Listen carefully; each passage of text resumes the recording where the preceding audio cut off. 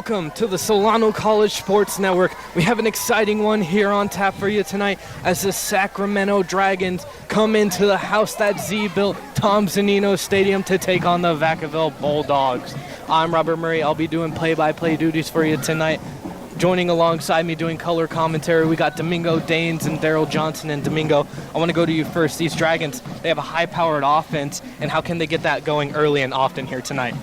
Yeah, I believe it all's going to fall on the fundamentals, starting with the blocking up front all the way to restating the plays in the huddle. That's how crucial I believe that this is going to be of a game for this offense's success tonight, is because we've seen that this Vacaville defense is very disruptive with their 3-3-5 style formation up front. So, the Dragons are going to be game planning for that, and they're going to be game planning on their own side of the ball with two superstar siblings, actually. Number 1, quarterback LaRon James Radcliffe with 15 total passing touchdowns, and Cordell Radcliffe, number 26, running back with 14 total rushing touchdowns. And he's already over 1,000 yards this season, and, he's looking to continue his reign. And if the Dragons can pull this one out, then that'll open up the Mel completely, and that'll better their chances in winning the Mel. And they're looking for the big upset against the Bulldogs tonight on their senior night.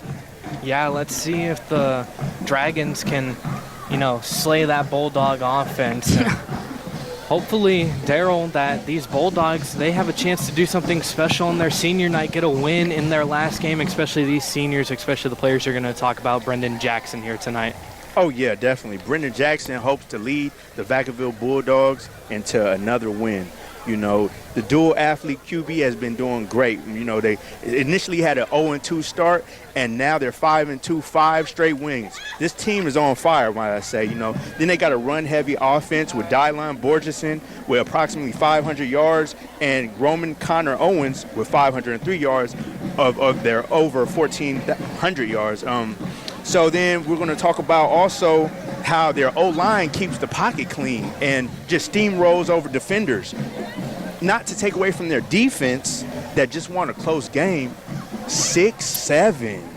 And the tight end is part of the defensive line core. So it's definitely going to be a great game, but I expect Vacaville Bulldogs to win this one. Yeah, we'll see if that run-heavy offense for Vacaville can continue to dominate in this stretch for them. But we're going to head over to our reporters down on the field with Maxime Follin and Josh Mahika for more on tonight's action. Thank you, Robert. The pressure is definitely on Sacramento needing to win tonight's game. And to help them get this win is senior number 9, Damari Taylor. Their explosive wide receiver with 585 yards. Vacaville's defense will definitely have their hands full trying to contain Taylor. He is also their key secondary player with 6 interceptions in just 6 games. Let's hope for a good game between these two. On to you, Josh. Thank you, Maxine. It is senior night here in Vacaville, and what a moment it is for all the seniors on the team as they just had their celebrations earlier. Now, the Bulldogs have started the season 0-2, but since then, they have turned things around and have won 5 straight games. And due to this, the team's success grew exponentially. And according to their head coach, Mike Papadopoulos, he said that their program embraces the process, and at times, they need to determine what they need in order to maximize them. And tonight, we will see how well they will do. Sorry.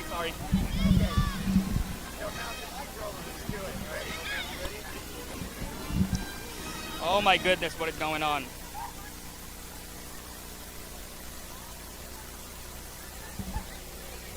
Yeah. Yes, sir. I'm ready. Thank you, Maxine. It is senior night here in Vacaville, and what a moment it is for all the seniors on the team as they just had their celebrations earlier. Now, the Bulldogs have started this season 0-2, but since then, they have turned things around and have won 5 straight games. And due to this, the team's success grew exponentially. And according to their head coach, Mike Papadopoulos, he said that their program embraces the process, and at times, they need to determine what the strengths really are and how to maximize them. As this will be their final regular season home game, and we will see how well they will do tonight in order to maintain that winning streak in front of their home crowd and on their senior night. Now back to you, Robert. Thank you, Josh and Maxine. And now, just before the national anthem, we will take a quick word from our sponsor, James Thomas Media, your one-stop shop for all your video production needs.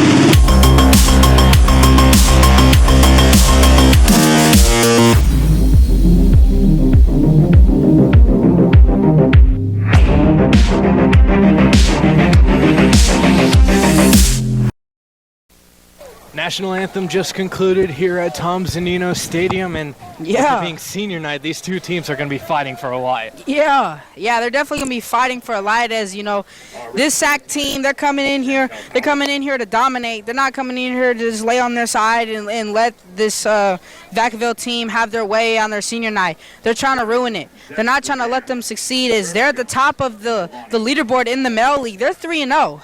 So in there, I'm pretty sure 2-2. Yeah, in the Monticello Empire League. Yep. Yeah. And SAC is 2. Yeah, the Dragons are 2-2 in the male. And if they get this win tonight, that'll bring them to 3-2, and that'll drop Vacaville to 3-1. So like I said earlier in my intro, that's going to open it up. And you know what we're looking for is who's going to have a spark. Who's going to have a spark first? That's what we're looking for. I think after I said in the beginning, initially 0-2. This Vacaville team has been on a hot streak, winning 5 consecutive games, 5, you know, and then they're putting in the work day in and day out, and you can see it pays off. You know, you play how you practice, so I can definitely see this team doing good. They have a great head coach that calls the great plays, and I'm excited to see this game. It'll be Maddox Ankeny kicking this one away, and back to receive for the Bulldogs will be Devin Bishop and Jake Williams. Ooh, they got a lot of people lined up on this side. And we are underway here at Tom Zunino Stadium on the Solano College Sports Network. It's fielded at the 15-yard line by Bishop. He has some space down that right sideline, heading towards midfield, cuts back, and he'll be dropped at the 49-yard line is where they'll mark it. And that was the kicker right there to make a game-saving type of tackle, kind of. He didn't finish the tackle, but he got in the way so that one of those gunners could get behind him and make sure that he didn't go any farther. Devin Bishop just turned on the Jets and takes it almost to midfield. They just stopped the touchdown with that tackle. Actually, forward progress is marked past midfield, so it'll just be 49 yards to go here for the Bulldogs offense to open this one up. 49, bang, bang, Niner gang. Sorry. All right, let's worry about this game right here. Yeah.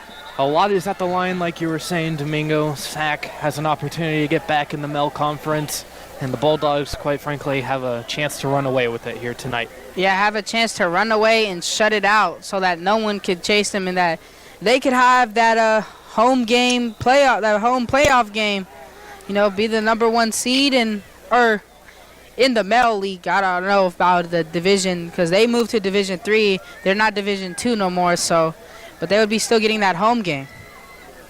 Well, they had that big win against El Cerrito.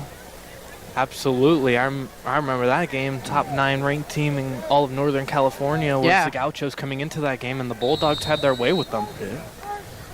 And that's supposed to be like a accredited program nationally.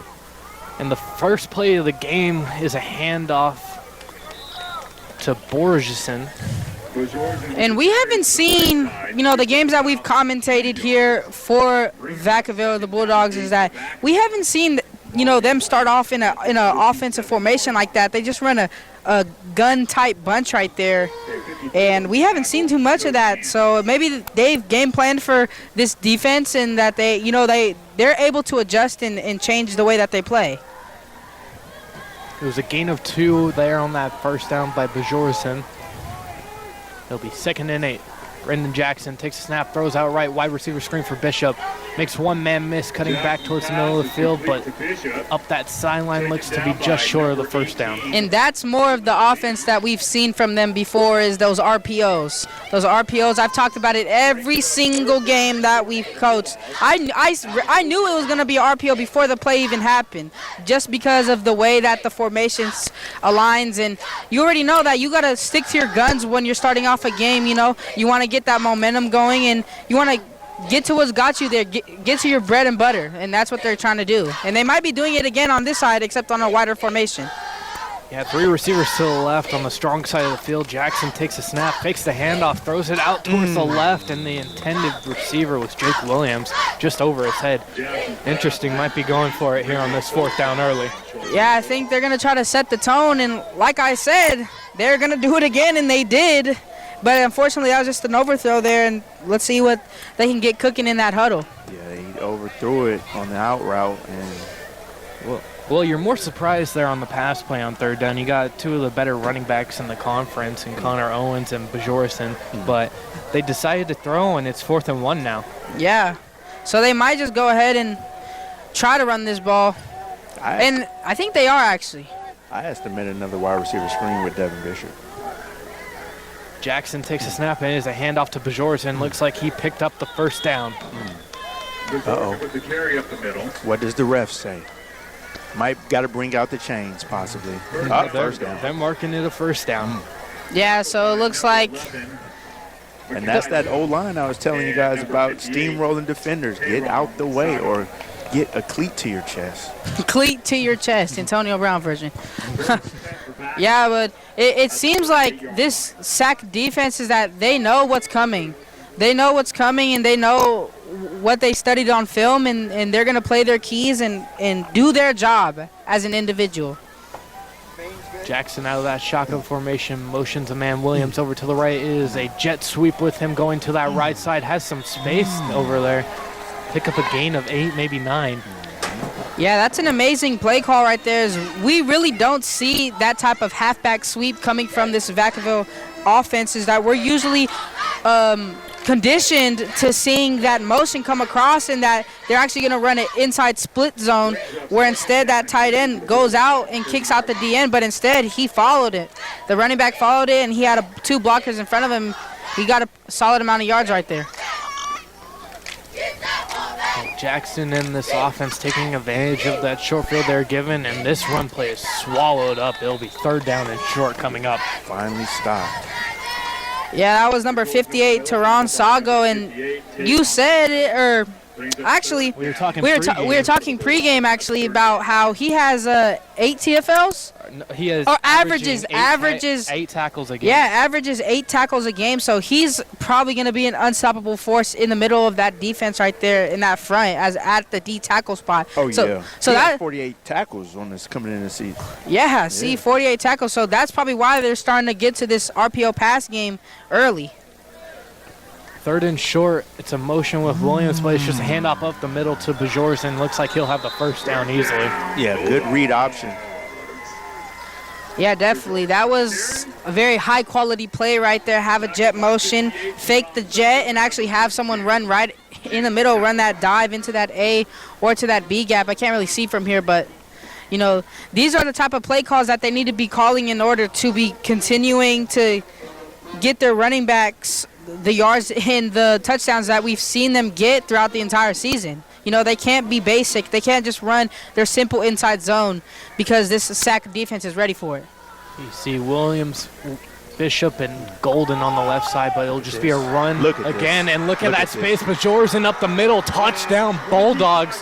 They take advantage of that short field. Yes, and that's what I was saying. The O-line just steamrolls, opening it up, just like a doctor, surgery, opening it up and get what needs to be done. Yeah, exactly. Right there, that's just a testament to what an RPO is used for. An RPO is used to, run pass option, but it's to freeze up those linebackers. Are they going to commit to the run or are they going to commit to the pass? And right there, they froze them up just enough for Borgeson to just run straight through that gap and just get that touchdown. And Griego on to kick the extra point. It's up and good. 7-0 is the score here. 8 minutes and 9 seconds left here in the first quarter. Yeah. I wonder personally what this old line, how many pounds are they bench pressing? Because it's got to be over 500, 600.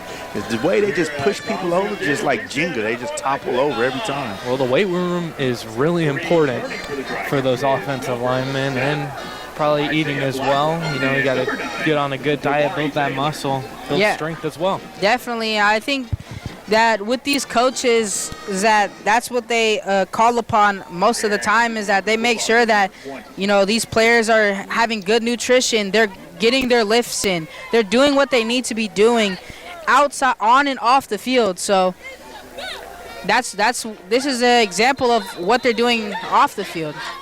Isaiah Blackwell and Damari Taylor will be back to receive for the Dragons. And Zach Wheat will kick this one off. A little pooch kick to the left side, and bobbled it, and he gets right on top of it is Isaiah Blackwell. That could have been a major turnover. Just good thing he jumped on top of it. Yeah, definitely. That's things that happen most of the time, is when someone is trying to run before they even have the ball in their hands. And we see receivers at the college level, at the high school level, even at the professional level do that same thing, where they're trying to start moving their legs before they even haul in that ball. And then that's what happens, is that they don't keep their eye on the ball, fumble, lead to a turnover, or lead to your team being backed up. Well, it looks like we're starting off with a wildcat formation, and this one is handed off to Radcliffe, and he makes a few defenders miss before he's swallowed up near the line of scrimmage. And that's that D-line. And the tight end core serves as the D-line. So the same people that's steamrolling the offenses is now doing it to the opposing offense. So, and I like to talk about the stars on that D-line. You have Brady Wright, number 0. That's Brody Rogers. Brody Rogers. No, Brady Wright. He's a state meet wrestler. Oh, no, number 14. Okay, correction. Oh, excuse me. You're right. And it's a fumble picked up by the Bulldogs. Who got that?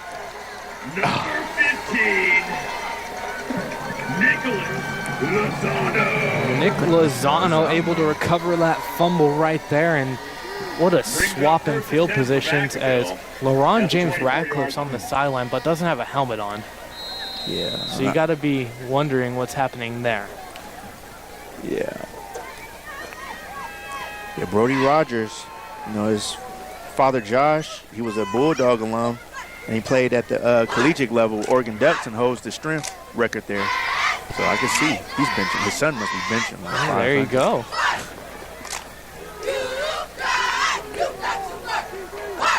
Brendan Jackson out of that shotgun formation, takes a snap, fakes the handoff, is rolling out to his right, going deep for the end zone, and it is, touchdown Bulldogs! That right there is just a greatly executed play by Brendan Jackson, the quarterback, rolling out right, throwing a little bit down the field to number 3, Connor Golden, and he was just able to get up there and grab that ball off of that defender's turned back and just came down with the rock.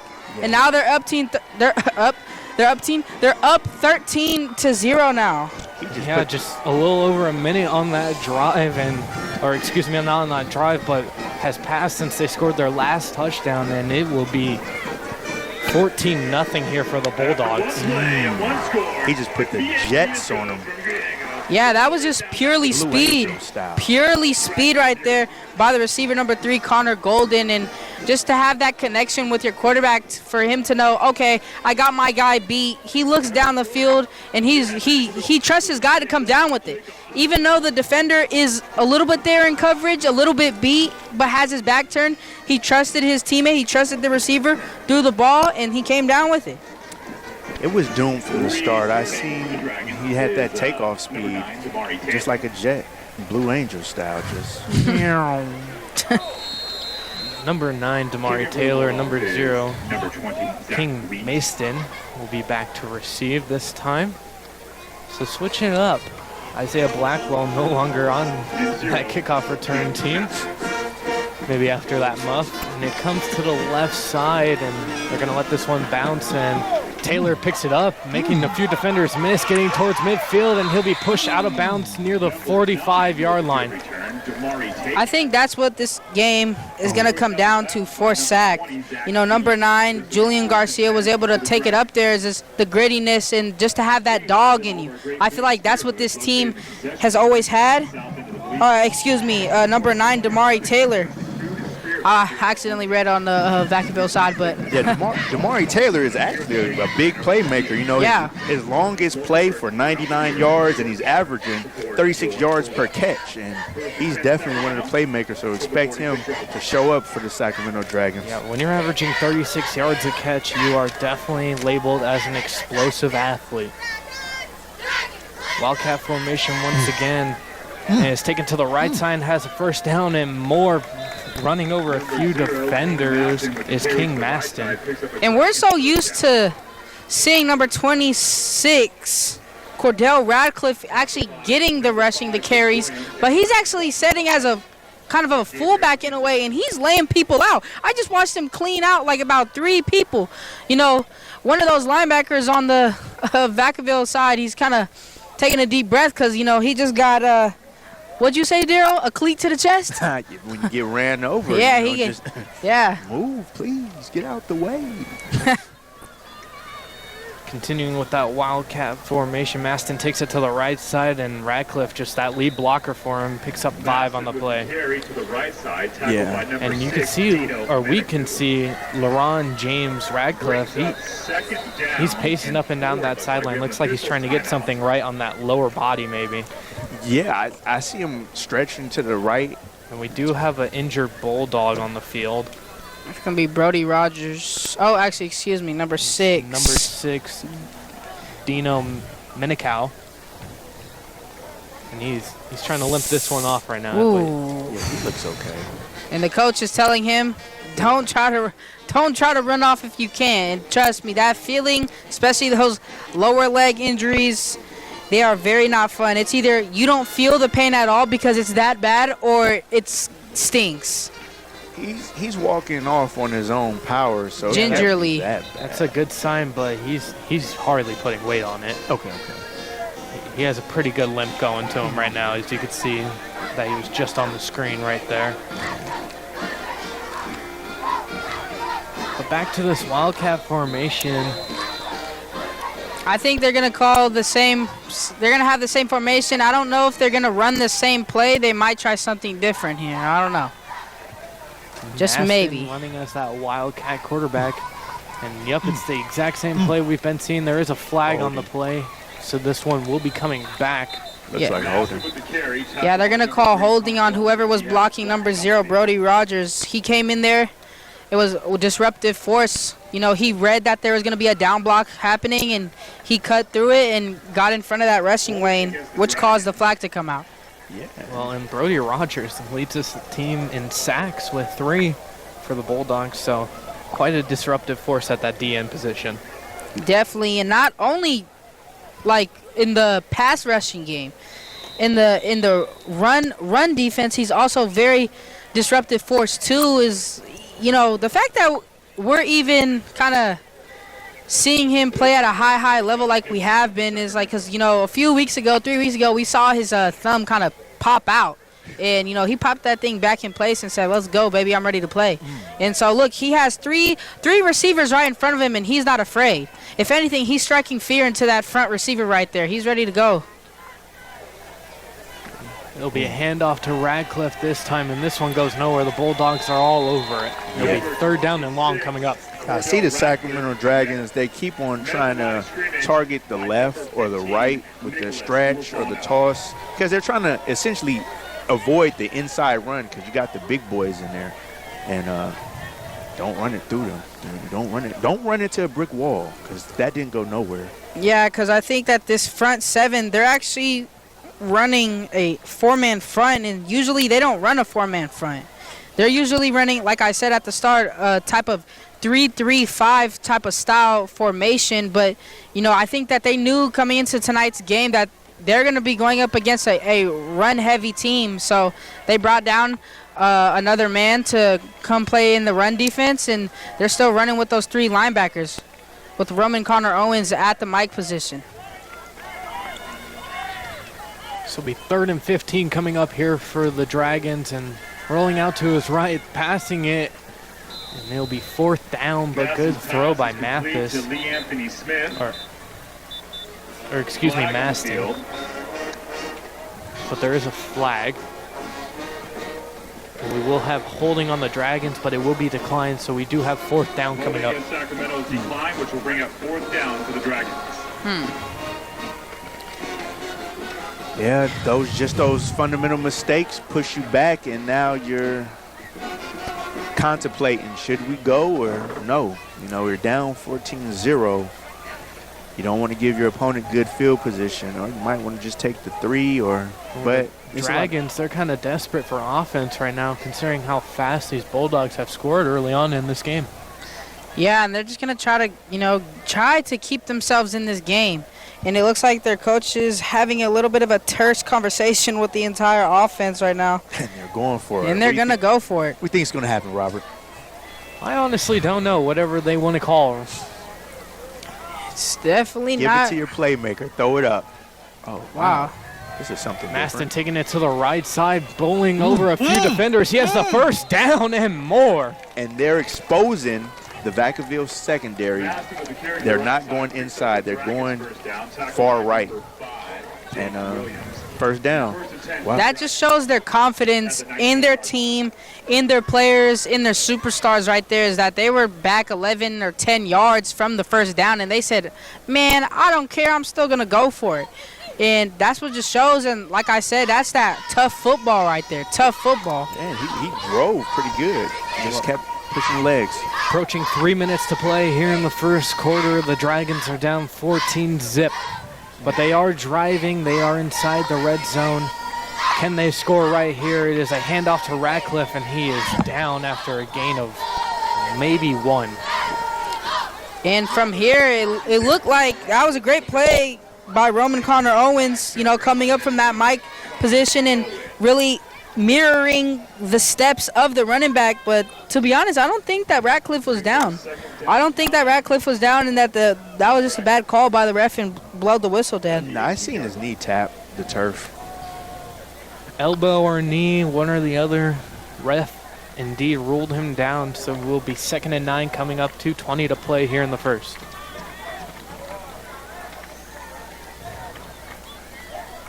And don't be surprised if they look at number 9, Damari Taylor. Try to get that, he looks like he has a little bit of a wide open space there in the defense. And it'll be a handoff to Radcliffe. He has space on that right side, stiff-arming a defender to the ground.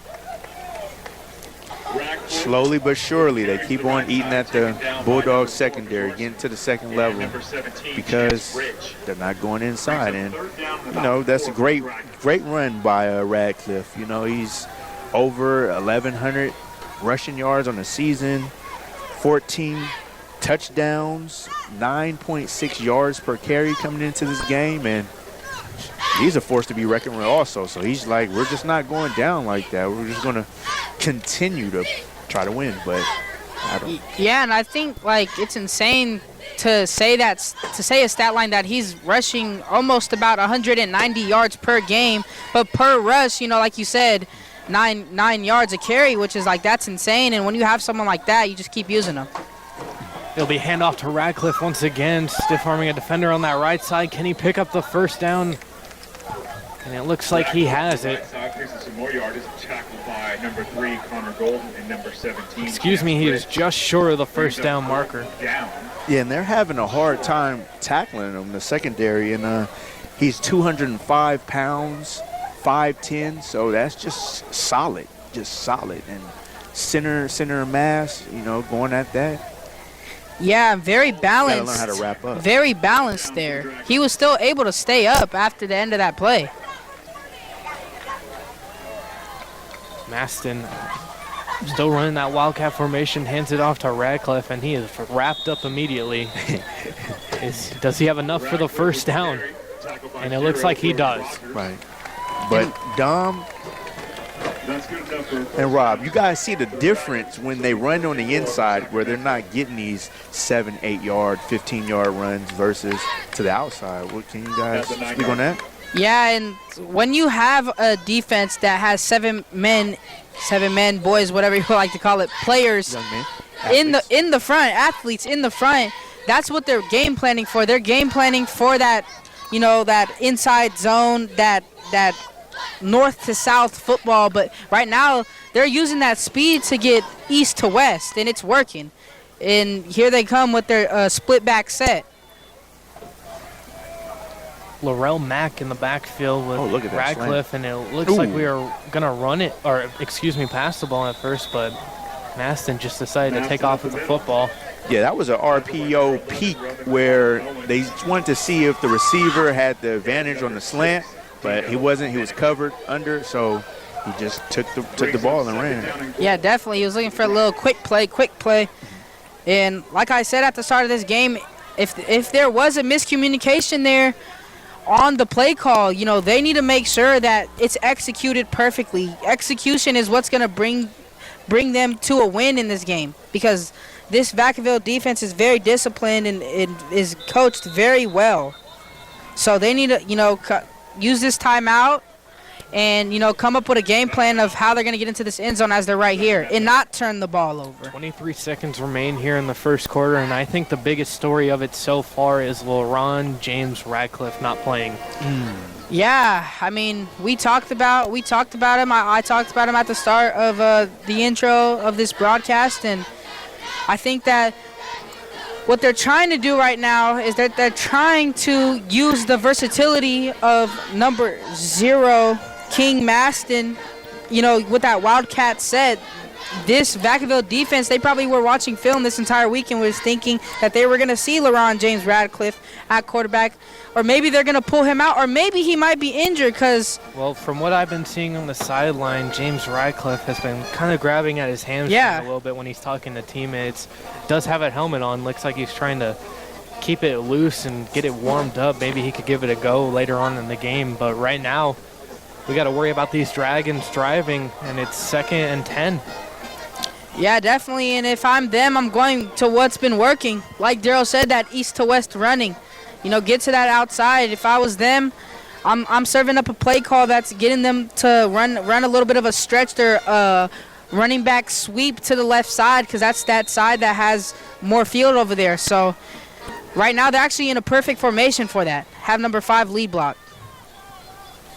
Maston keeps the ball, throws it to the right side, and it is caught. Touchdown, Dragons. And that will bring them closer getting back into this game. And that's number 5, getting the pass. And like I said, number 5, Laurel Mack, that's great trickery right there. They had that defense conditioned. Okay, they might be running inside zone. They might be running fullback wham, where the fullback's coming up, blocking up into that B gap and having Cordell Radcliffe come up and run that inside zone, but they ran a play action there, had both of the running backs going to the flat, and one of them was open, and that's a touchdown. Yeah, they bid on the run, and it just left them open, and that speed sometimes you can't come back from it. Can't do nothing about it. The extra point is up and good. We have 19 seconds left here in the first quarter. The score is 14-7 Bulldogs.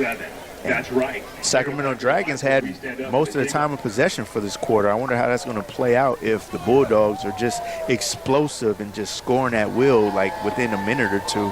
How much time will you have to score. Well, most certainly, we thought it was going to be a defensive game coming into it, just a little bit, because the Bulldogs, they haven't really had things going offensively the past few broadcasts we have covered them. It's been more of a defensive game where their defense is winning games for them. So, but right now it's showing up opposite where the offense is doing the work, and the defense, they have made a little bit of a strong push, but giving up the touchdown right there to cap off the first quarter. Yeah, the Vacaville defense, like I said, last game against Vanden, 6-7, touchdown for Vanden, got wiped out for like a chop, illegal block, blindside block actually, and at the same time, they were still able to stop Vanden when they were in the red zone from even scoring. So the whole game, you only have 6 points. So that just tells you how good this Vacaville defense is. And this one is kicked away. It is heading towards Jake Williams, and he catches it on the fly at the 18-yard line. Williams has some space up the middle using that speed. Shakes off one defender. Another. Williams to the left side at the 40, and he is brought down at the 36-yard line. Yeah, definitely. and that's just great blocking right there from the Bulldogs special teams unit. You know, being able to open up that middle like the Red Sea, like Moses did. And he did, and he broke a few tackles. If he would have broken one more, that would have been a touchdown. But unfortunately, he got brought down and was tackled. I'm pretty sure that was by number 19, DeAndre Ware. Well, I see he just stiff arm. Get off me. Don't touch me. Did. Here's something in their face. Mush him. Well, and then he's past the 50-yard line. Jake Williams shaking off two defenders on that kickoff return. Great field position once again for the Bulldogs. 9 seconds remain in the first quarter. Jackson takes the snap, hands it off to Connor Owens, and that will be the final play of the first quarter. Good quarter for the Bulldogs.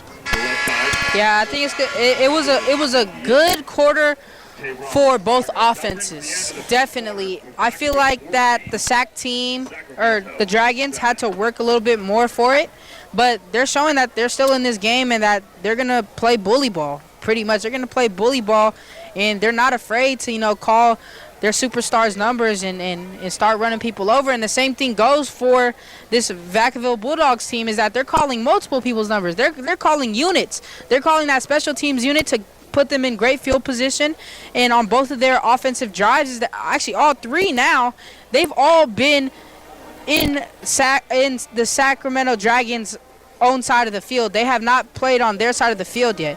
And that just is a testament to the turnovers, the fumble that we've seen from SAC, and also the kick return yards that we've seen from the returners on this Bulldogs team. So if you're the Dragons, you're trying to figure out what are we supposed to do, what are we trying to do as a team to limit them from this, and that's executing in all three levels of the game. That's offense, defense, and on special teams. And because it's very difficult for an offense to, drive all the way down the field starting in their own 10.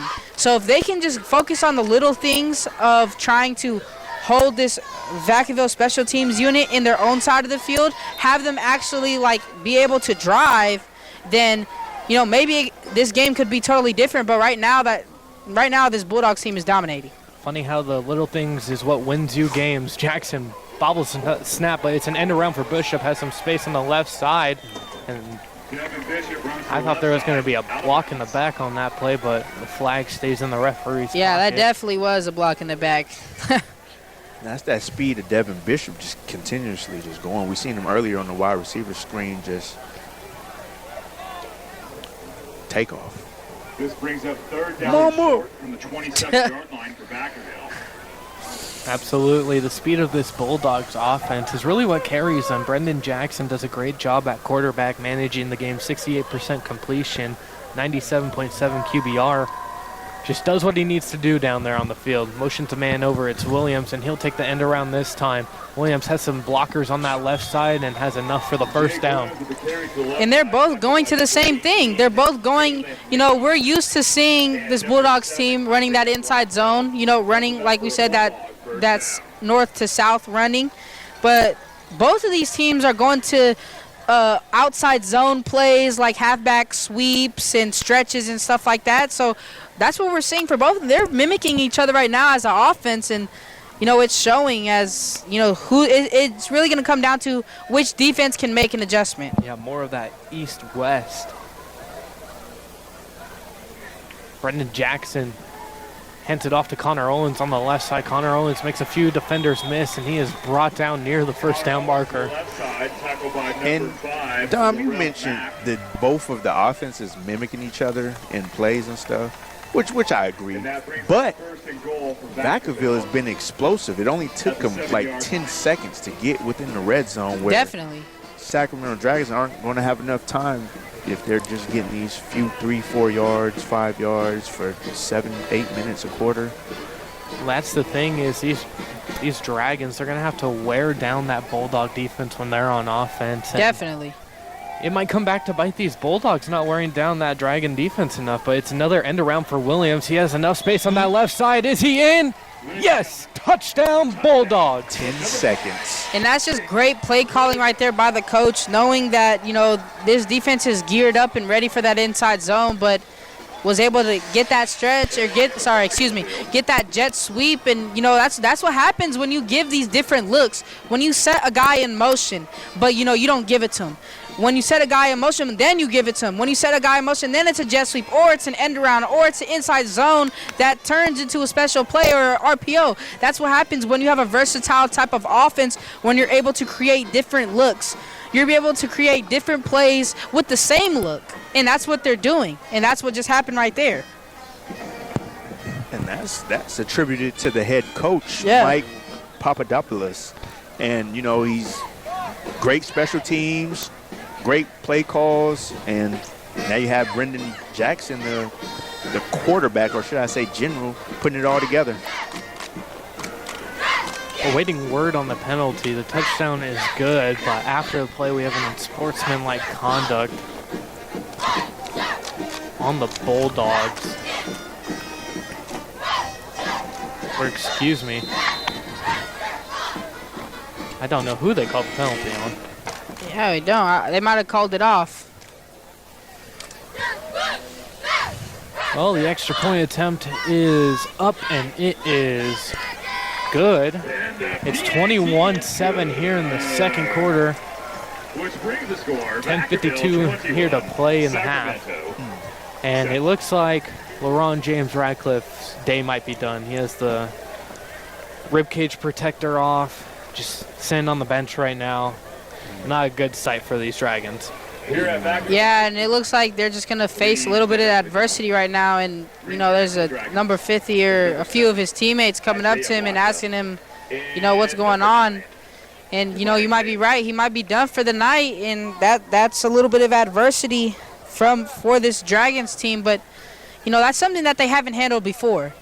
When a player goes down, have that next man up mentality, and that's what they're doing with number 0, King Maston, and they're going to have to do with what they got. If someone can't play, then it's like I said, next man up. Yeah, they just donned a new King Maston, definitely stepping up for the QBs. And it looks like the penalty was on the Bulldogs, but it was enforced on the kickoff. On the kickoff.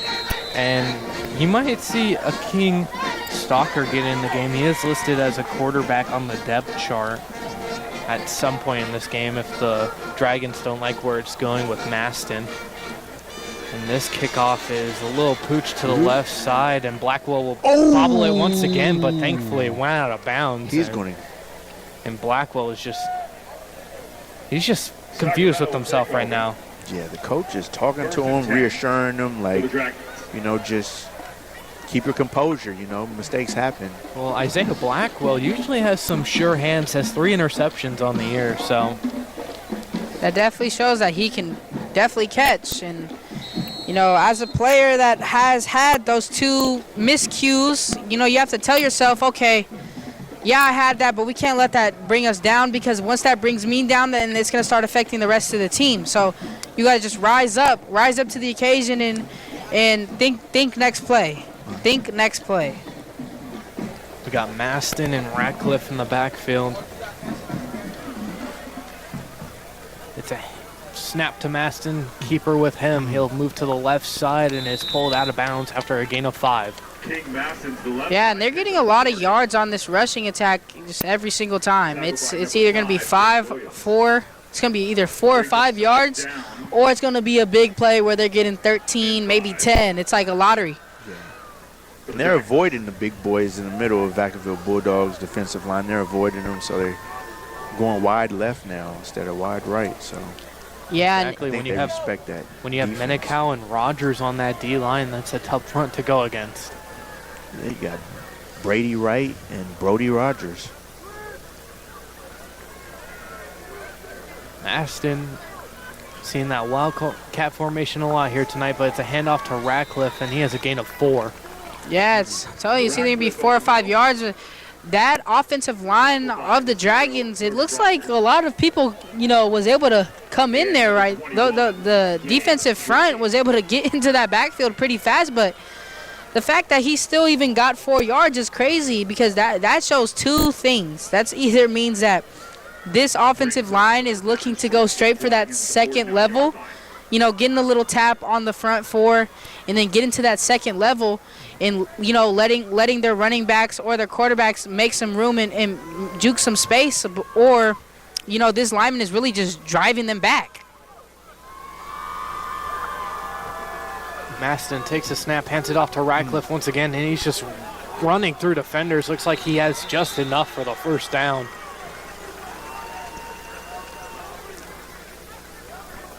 Yeah, and it's gonna take a lot. It's gonna take a lot of willpower to take that guy down. Definitely. Yeah, but you see, he went up there and didn't really. He got just barely enough. That Vacaville defensive front was not letting him break a big run at all. And he's coming in with over 1,100 yards, 9.6 yards per carry, and he's not doing that against this Vacaville defense.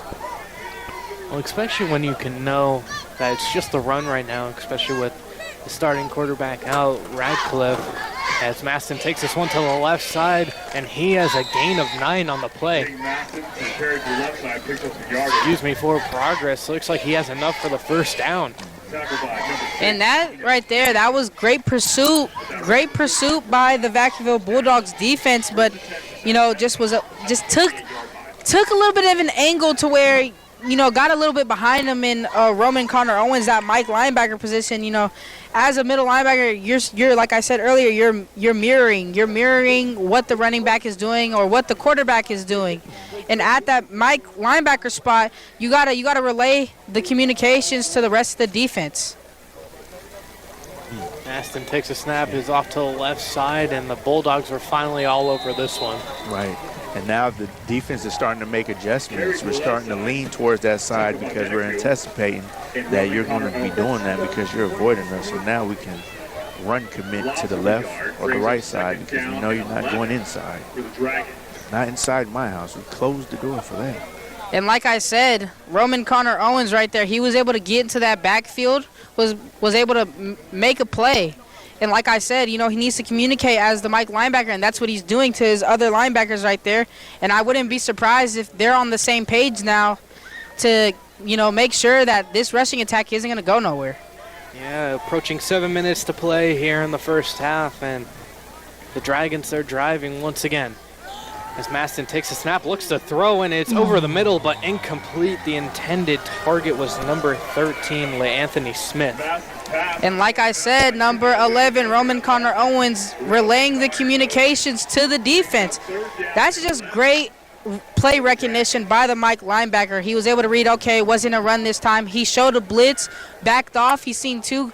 He dropped back and was able to get his hand in there and, cause a play. Almost had an interception right there.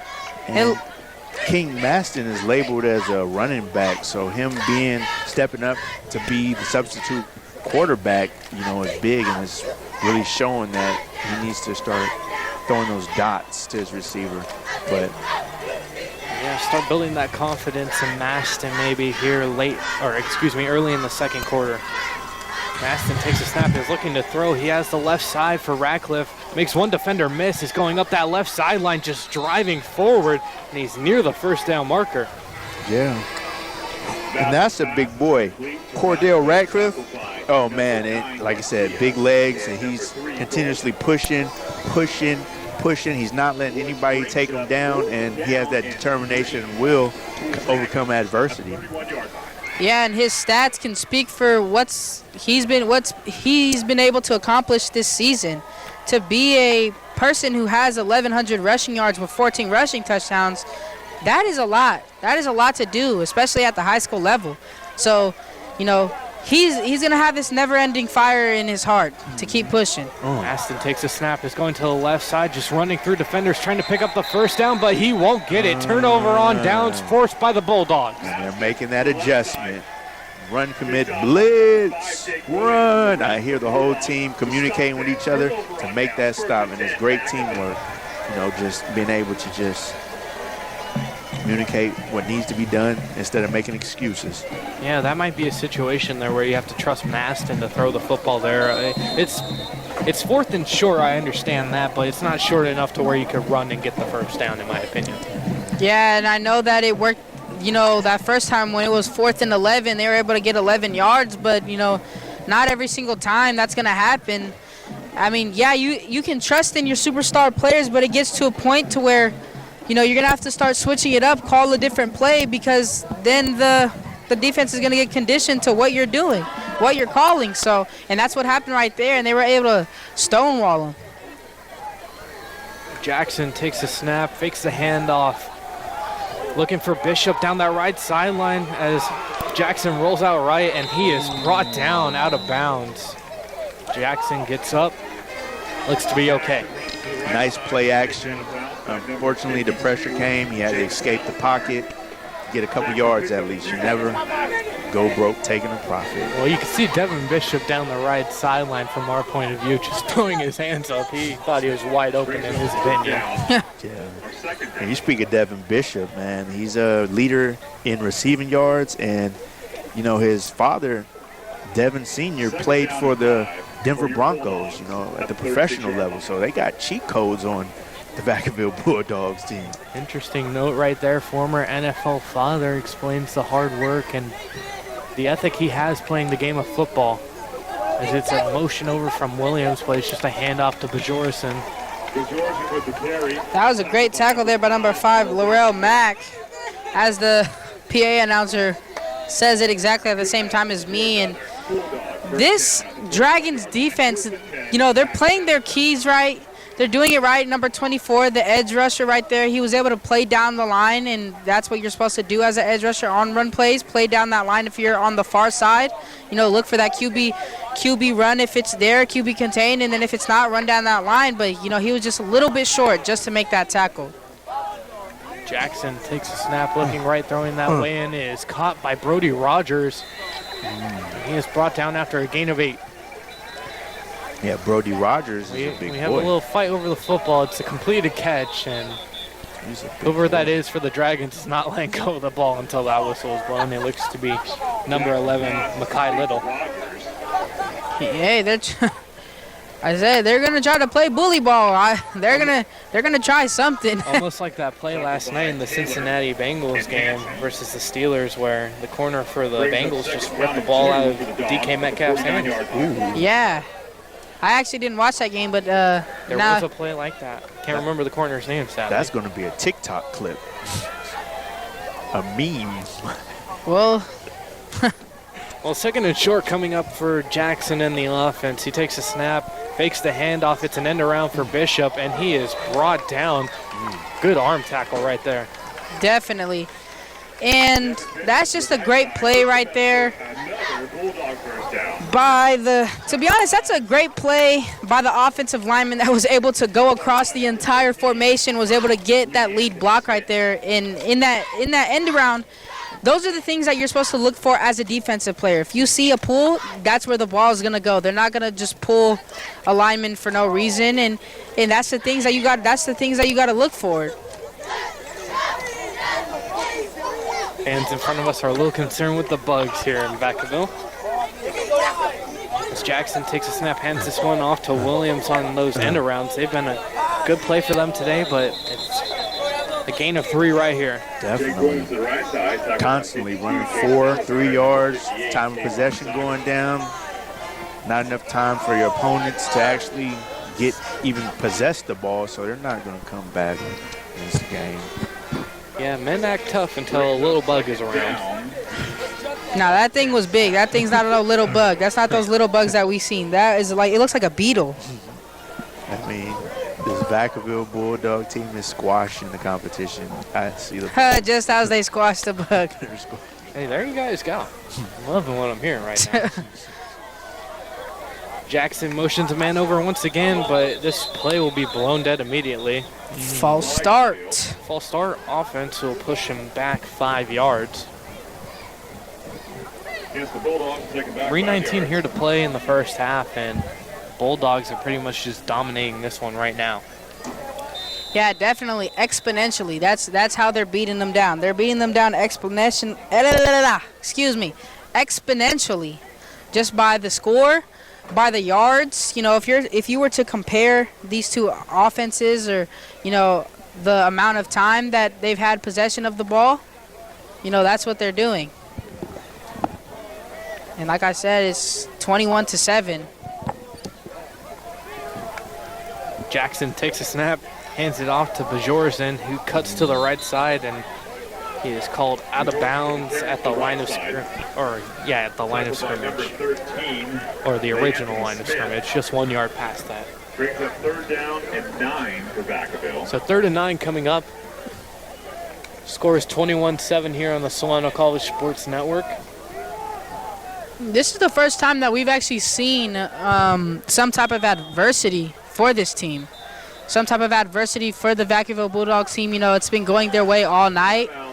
And, this is a huge 3rd down right here for the Dragons. Yeah, definitely. We haven't seen them in a 3rd and 9, actually. Anything that's probably been over 5 yards, we haven't seen it. So this is the first time tonight, and so we're gonna see how these Dragons can respond to that. Well, they've had, on their touchdown drives, they've had short field every time, and one of them was a 1-play touchdown to Connor Golden. Yeah, and that's what I was talking about earlier is, what type of difference is it going to make for this Dragons defense to get this Vacaville Bulldogs team to drive down the field? Like you said, they've been in their territory every single time, and now that they're in their own territory, they're getting a little bit of adversity thrown at them.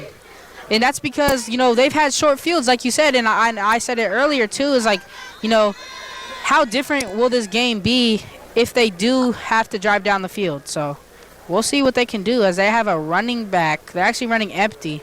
Yeah, starting in plus formation the whole night. This drive started in negative territory for them. Jackson takes a snap at the empty formation under a lot of duress. Has him Bishop over the middle for the 1st down and more. Bishop to the left sideline, taking on a defender, but pile driven into the ground. Devin Bishop with the hands, the route running, how he just faked out his defender, cut in. Can't catch me. It's that speed, the flash.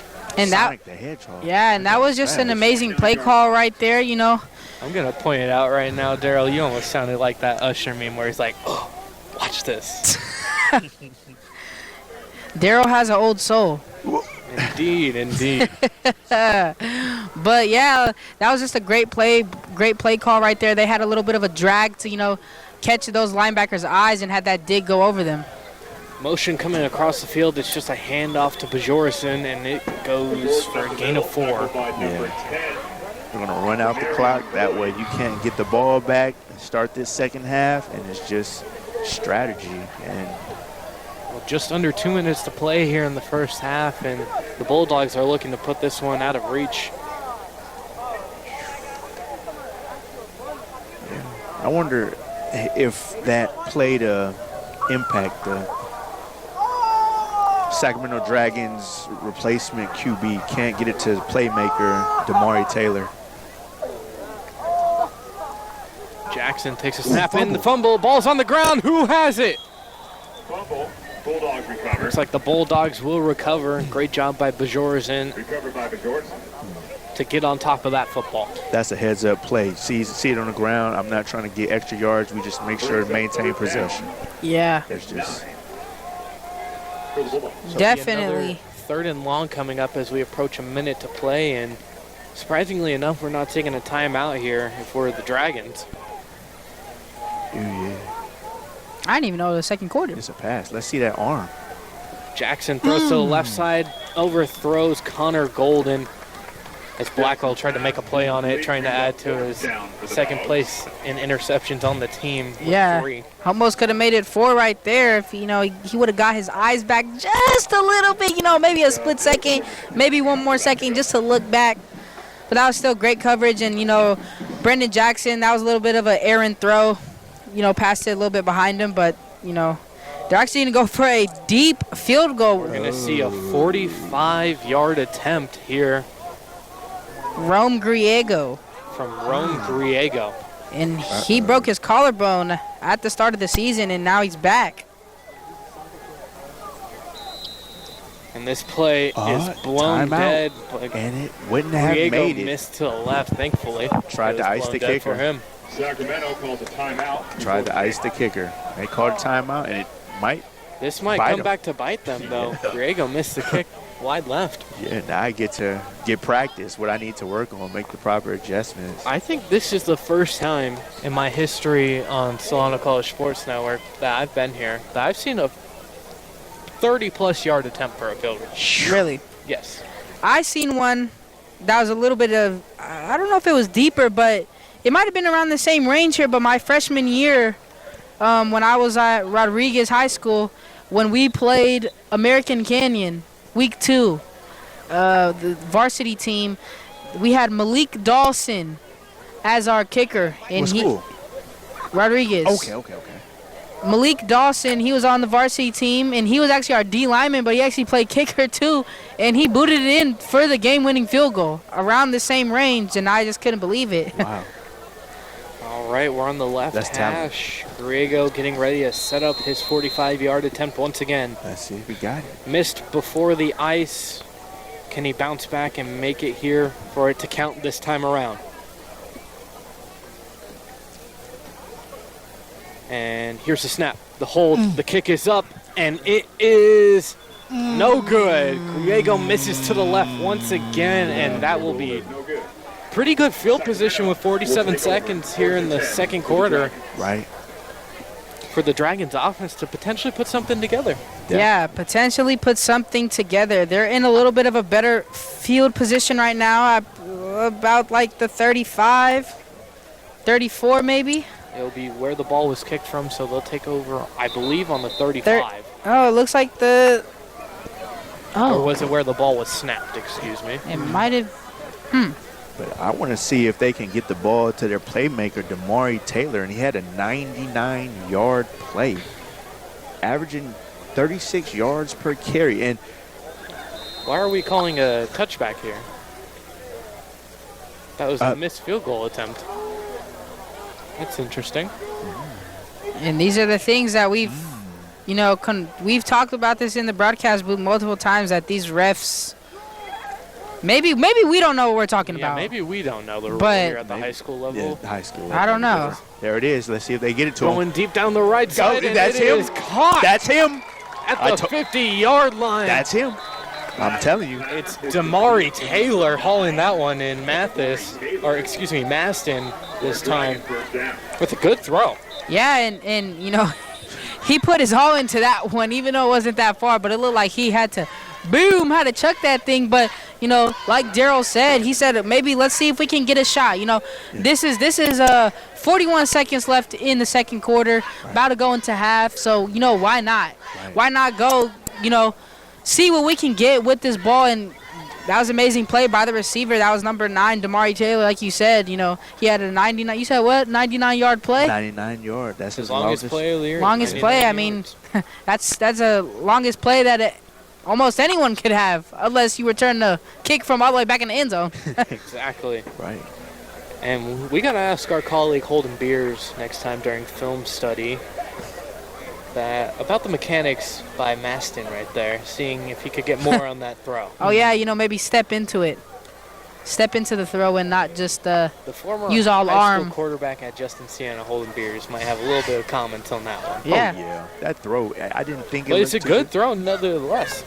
I Yeah. think if it would have been a perfect throw, it would have been for almost a touchdown. Yeah, definitely. And asked for perfect from a backup who isn't even listed as a quarterback on the depth chart. Yeah. Right. He's doing what he can. Absolutely. Let's see what he does now. Aston takes a snap, is rolling out to the right side, looking to throw, and it is over the head of Taylor. He wants a flag, but he isn't going to get it. Yeah. And he tried to look for his playmaker once again in Damari Taylor, but lofted that ball up a little bit too high out of range for the receiver, and that led to an incomplete pass, and the receiver was asking for a flag, but no flag when the ball can't even be in play. Yeah. I think Sacramento Dragons need to recruit another quarterback because they only have one quarterback listed on max preps. Well, they do have another one in King Stockter. He is a wide receiver DB quarterback. Right. Junior, 6', 160, but Yeah. haven't seen him. Probably. He is standing, now we do see him, he is standing next to LeBron James Ratcliffe on the sideline as Maston rolling out to the right, looking left. He's just going to take off and run with this one. Pretty fast. Using that speed to get to the sideline, gets out of bounds near the first down marker. Oh, he's hurt. And it looks like no. he is. He's a little banged up. banged up on that play, but getting up. Getting the play call from coach.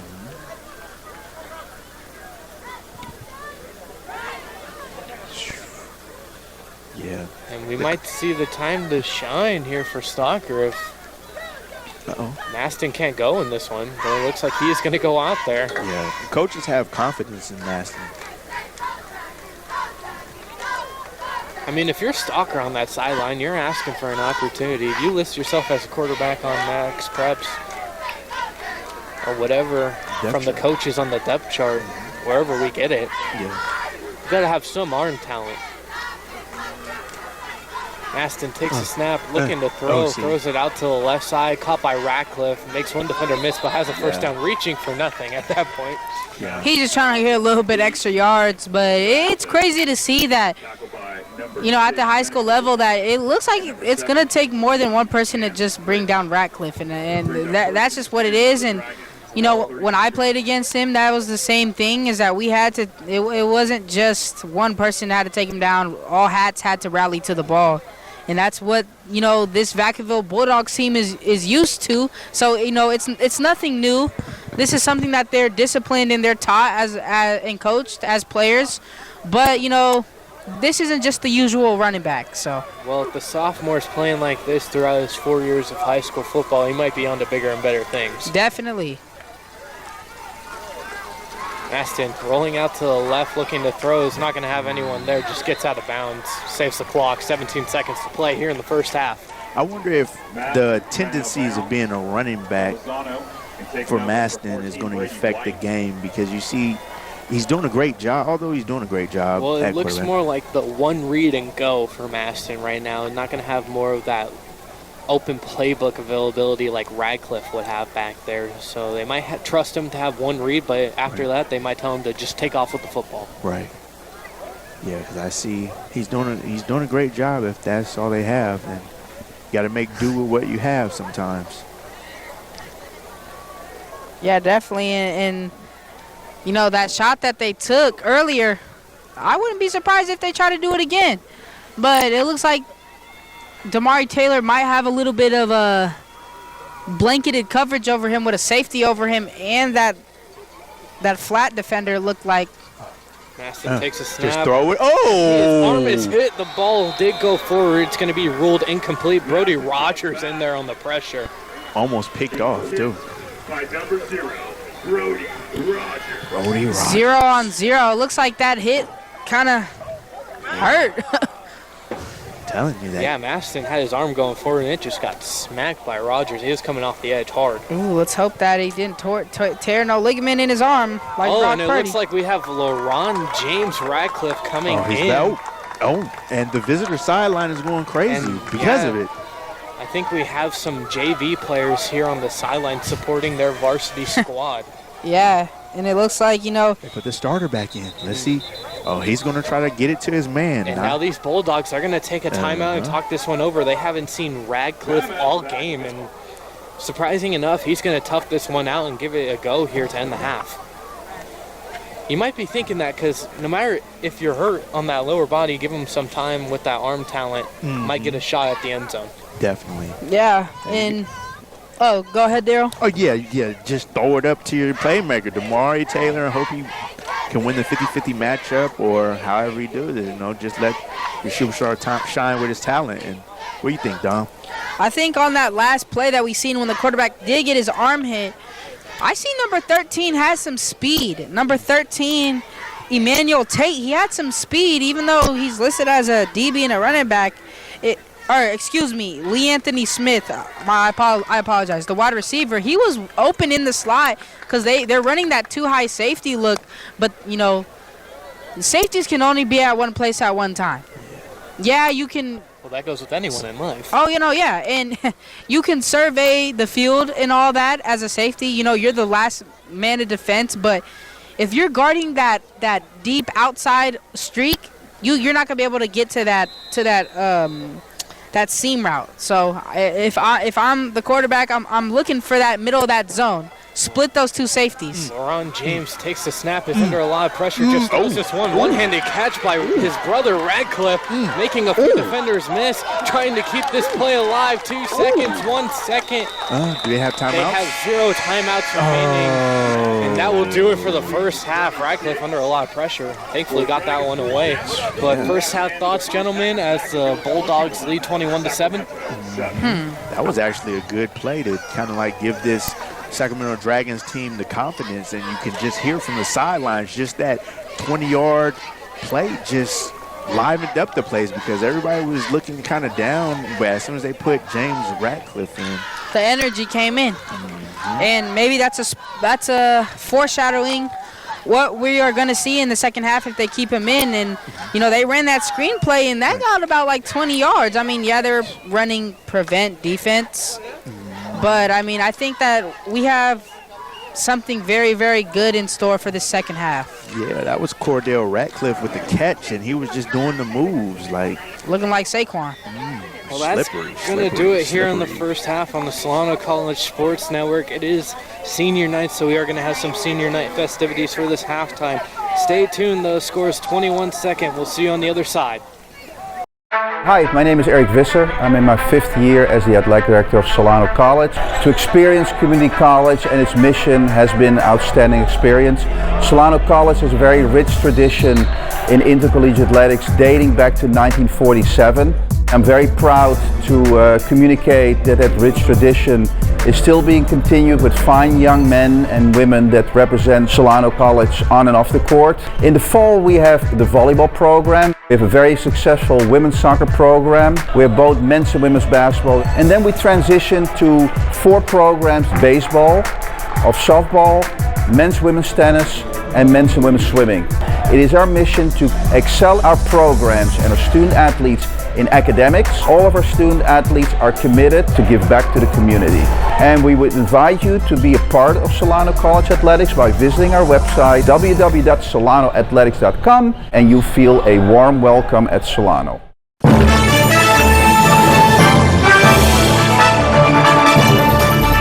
The exponential growth from the program from my first year to my 3rd year now, that's what keeps me coming back and keeps me excited and just fulfills me as a person. It's so impressive, and we every time we walk in here, you guys are doing something different. It's great. It's nothing but opportunities here, and we have sports to cover, we have the equipment. Because the more ambitious you are, the more opportunities you'll have. On-the-job training is huge. Get the hands-on experience. When someone asks who can do it, you can raise your hand and say, I can do it. So joining the class was the best decision I ever made.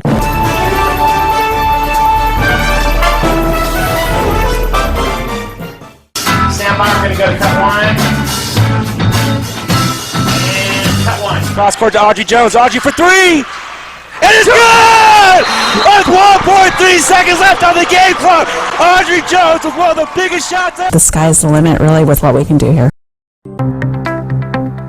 college just got affordable. Up to 100% of enrollment fees can be reimbursed for first-time college students taking full-time classes. At Solano Community College, we are taking full advantage of this to further your future. With certificate and degree programs in industrial technology, aeronautics, biotechnology, and many others, Solano Community College is a staple for success. For more information, please contact the Financial Aid Office at 707-864-7000. Halftime just concluding here at Tom Zunino Stadium, and those Bulldogs really dominated that first half. Yeah, definitely. I mean, that's all they've been doing throughout the entire MEL, and that's what they're going to keep doing now. And it's really just to see, can they keep putting pressure? You know, do not let the foot off the gas. And, you know, at the end of that second half, it looked like, you know, this offense has a little bit of a spark when number 1, LaRon Radcliffe, is on the field. Yeah, it was surprising. He looked to be hurt. Came in for one play to end off the first half, but he's not going to have his helmet on to start the second half here. Yeah, that might have just been a desperation shot.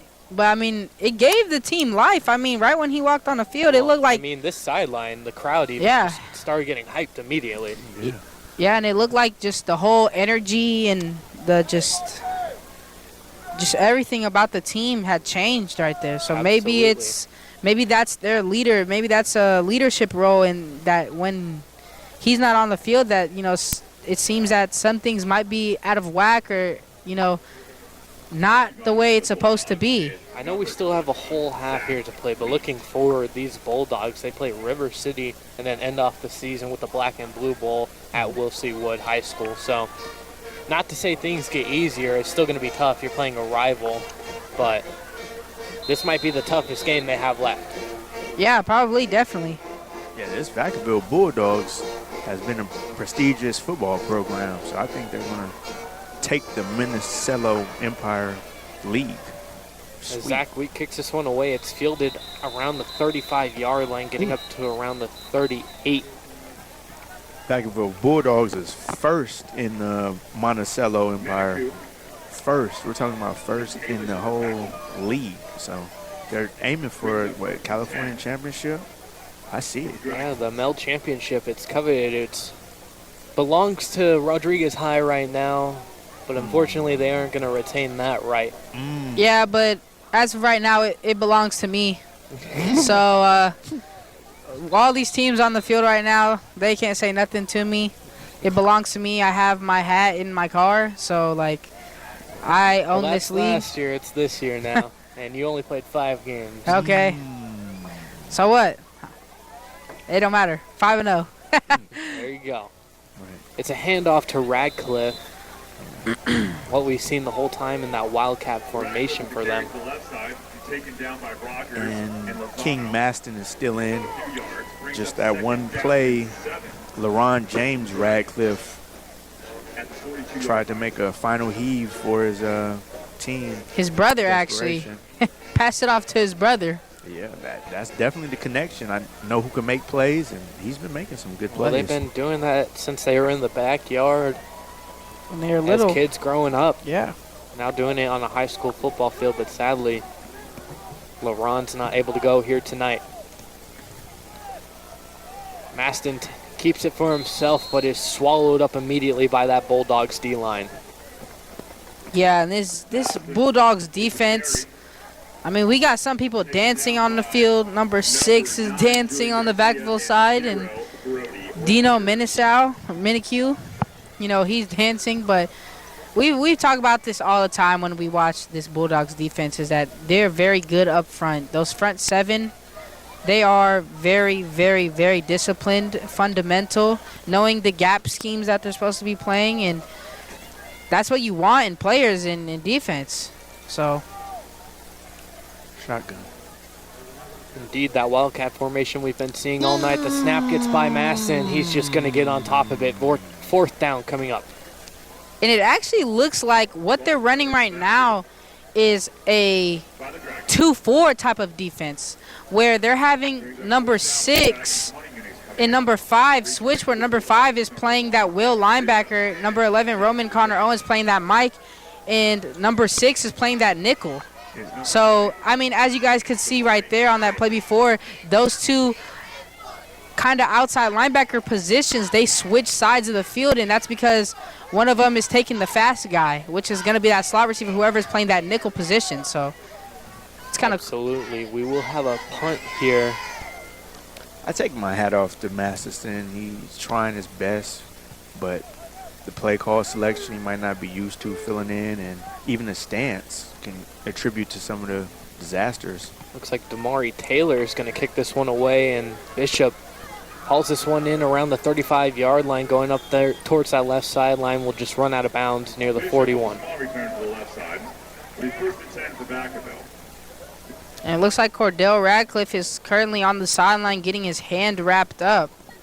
Not a very good sign for this team, as you know, he's their powerhouse, but it seems like he's going to power through it. You know, I wouldn't say that that's going to keep him out of the game, but you know, as a team, you're looking at it now with 9 minutes left in the third quarter. You know, with the second half just starting, it's like you got to make a play now. You got to do something.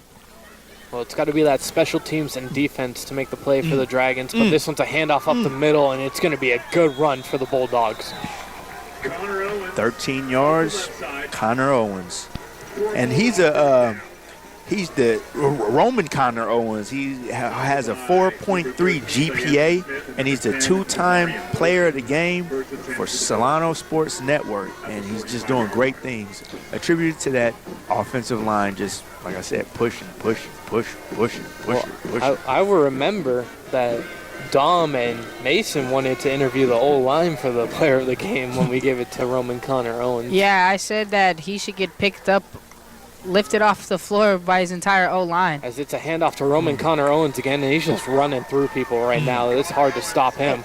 And we even got receivers blocking, and that's what you want on a team at the end of the day, that, you know, even though you might not be the playmaker who has the ball, what type of plays can you make? What type of plays can you make when you don't have the ball in your hands? And that's what you want in your players. And Devin Bishop right there, he pancaked the man even though he didn't get the ball. And, you know, you don't see that a lot from receivers. You know, they get lazy in their blocking. But when you do get those receivers blocking, that's what that could open up, you know, those 11, 13-yard plays, maybe even a touchdown run. Absolutely. And we see another handoff here from the Bulldogs offense, and it's, I guess we'll call it a smaller game for them, a gain of 5. And it's so funny that just as I praise Devin Bishop, he goes and blocks nobody. But that's okay.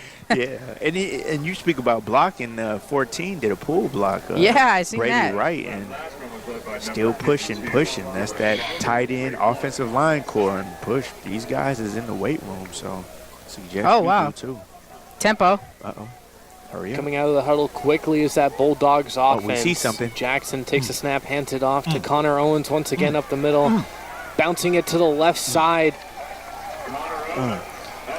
Brought down around the 15-yard line. Bouncing off defenders like a jumper. And those are the things that, like, you can't coach. Like, that was just an amazing thing to be called by the offensive coordinator or the head coach, you know. Tempo, that's, you know, it's fast. You know, get to the line fast, and they ran a TG, and the running back was able to just get in there. Hand off to Connor Owens once again. He has the left side, and he is in. Touchdown, Bulldogs. There goes those guys. Here's the fire. Patient runner, and that's what you like to see on that play before. You know, we seen him get lateral, you know, break a few ankles. You know, he did get tackled up by his ankles, but, you know, he wanted to get himself in there in the touchdown, and right there, being patient to read that split zone block by the tight end or wing back that you would like to call, pulling across the entire formation, reading his down blocks from his offensive lineman, and essentially getting in there for a touchdown. Grego on to kick the extra point. Snap, hold, the attempt is up, and it is good. The score is 28-7 here on the Solano College Sports Network. this is just snowballing downhill for the Sacramento Dragons. And they're 2-2, fourth in the Monticello Empire League. And unfortunately, they might drop to 2-3 and not be eligible for even the playoffs. Yeah, it's looking bleak for them right now, that's for sure. Score 28-7 in the third quarter. 7 minutes remain. Still plenty of time to mount a comeback potentially, but things look tough as the Bulldogs are playing spectacular right now. Yeah, things definitely look tough, and that's just what we're watching right now. We're watching just amazing football by this Vacaville team, and there's nothing else that you can say from that. And as a Dragon, as the Sac Dragons, you just got to figure out, what can you do? What can you do as an individual to get your team in the game? What can you do as a coach? Maybe what can you do as a unit? What can you do as the offensive line unit? What can you do with the receivers room? What can you do as the running backs room? And, it's really just the little things, and a testament to the little things is what we're seeing out of this Vacaville defense. They're doing the little things right, like getting in the right gaps, holding their pass rush lane integrity in the forefront. The Mike linebacker at Roman Connor Owens, he just got a touchdown, and he's out there on defense right now. And it doesn't matter to him because, he's a leader on this team, on the offense and on the defense, and he's going to command that defense and get a stop right here. Maston hands it off to Radcliffe. He has a gain of 4 on the play. And that was a good read there by Roman Connor Owens. You just got to wrap up right there. Like I said, he was going to make a play. He dipped and ripped. That's the technique that we like to call dip and rip. Dip and rip, and he was able to get around that lead blocker that was in front of him and just wasn't able to wrap up and make that tackle. So we'll see if he can adjust and communicate with the rest of the defense, and it looks like that's what he's doing right now, talking to the forefront right there, talking to Brady Wright, telling him where it might be going on this next play. And Sig Stocker looks kind of disappointed because he wants to get in for his team because he's the backup quarterback, second string, but coach has more confidence in. This is a handoff to Radcliffe up the middle, making a few defenders miss, has a gain of 15 on the play. Yeah. And you can, or you going to say something, Daryl? Yeah. No. Go ahead. Oh, okay. Yeah, number 26.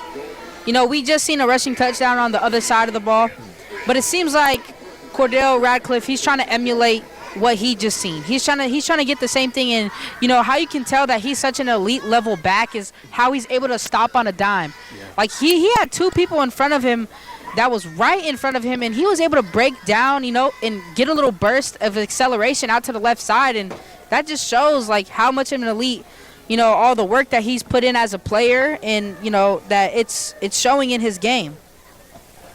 And the play is a false start before it even starts. It's a flag. You can't move before you're set. Yeah, it looks like number 5, Laurel Mack. It looked like he was a little too excited to go blow someone up. He was trying to kick out maybe the DN or the D tackle and move up to that linebacker as they were trying to run that inside zone with the lead blocker or the fullback. They might call the same play. That's what we've seen tonight, is that even though something might not work, they'll go for it again, and it looks like that's what they're going to do. Yeah, even except behind it's the flipped. Sticks, they'll run the exact same play. And look at right now, it looks like they're flipping the formation. 1-on-1 right here. Maston takes a snap, is looking for his read, rolling out to the right, still looking to throw, but is tripped up. There is a penalty on the play. 5 minutes to play. Score is 28-7 here on the 5 minutes to play in the third quarter. Score is 28-7 here on the Solano College Sports Network. Yeah, and he can't get it to his playmakers. I think just based on him being a back, my assumptions of just being a King Maston, just being a back, just his run-first mentality. And once he gets that, he's like, I got to throw the ball. Wait. By then, coverage is already all over their receivers, and now I'm forced to run it. They're going nowhere. Yeah, I could definitely see what you're talking about, Daryl. Every time he's rolling out to his right, he doesn't keep the ball up in the air like most quarterbacks would looking to throw. He tucks it and runs, and then by the time he looks to throw again, he's got no one open downfield. Yeah, and that's that running back tendencies that you were talking about. So this went from first and long to first and even longer. First and 25 here, ball placed at midfield. King Maston takes a snap and just hands this one off for Ratcliffe. Ratcliffe has some space on that left side, throws a man on the ground and is near the original line of scrimmage. What a play by Ratcliffe. That's a big boy to just take down. You know, he's what, 205 pounds? Woo. Brings up second down and 12. And it's not a fatty 205 pounds, I'll tell you that. And that's what we're talking about here is that I said it earlier that it's going to take more than one person to take him down. When you have such an elite level back like Cordell Radcliffe, you know, you're gonna need more than one person to take him down. And you know, if they can keep attacking whatever side they just did, the left side, you know, maybe they can get a result of the same play. Ooh. Ratcliffe to the right side this time has some space going towards that sideline, has a first down and more. And that's the play that we seen earlier when they called a false start. And you know, those are the tendencies that you see as a defensive player, and it worked. You know, he had that alleyway wide open. I seen it from here because it looks like the angle was like perfectly lined up. His receiver blocked. That fullback in number 5, Laurel Mack, was able to go up into that gap, block that linebacker that was right there, and was able to just get his guy open right there. Well, from what was looking bleak to maybe a momentum-building drive right now for the Dragons. Ball placed on the 15-yard line. 3 minutes, 39 seconds here in the third quarter. King Maston takes the snap, hands it off to Radcliffe, who runs up the middle and tries to run through a man, but is stopped to a halt. I'm curious to see how this Vacaville Bulldogs red zone defense is going to stand up against this. And just knowing you only have a couple playmakers, that being Cordell Radcliffe and Damari Taylor, just stick those two and should be fine. Yeah. And seeing that number 5 is in, you know, that tells you a lot as a defensive player. Number 5, Laurel Mack, we've seen him come into this game. He has the only touchdown in the game, and we've seen him play that split back position where he's either lead blocking or, you know, we've seen that little run fake and he went out into the flat. So I wouldn't doubt it if we see that exact same formation, and they're gonna attack that side where that nickel DB is at. It's a handoff to Radcliffe, who's trying to squeeze through the middle of the field. They do have an opportunity to pick up the first down. It'll be third down coming up.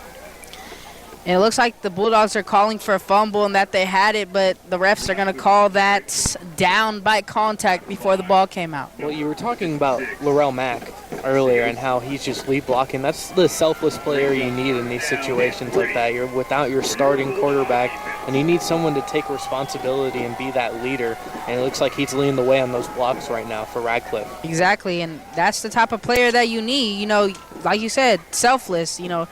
He might not be the one who's getting the ball, but he's getting the ball in the end zone pretty much. Radcliffe is just running in there. And, you know, that's not to discredit what he's done as a player this season. You know, he's very good. We just watched him thread a needle in between blocks right there, and to see that gap open up. And we do have a penalty. Delay of game. That is not what you'd like to see after you squeeze the needle to make it third and short. It's going to go to third and long.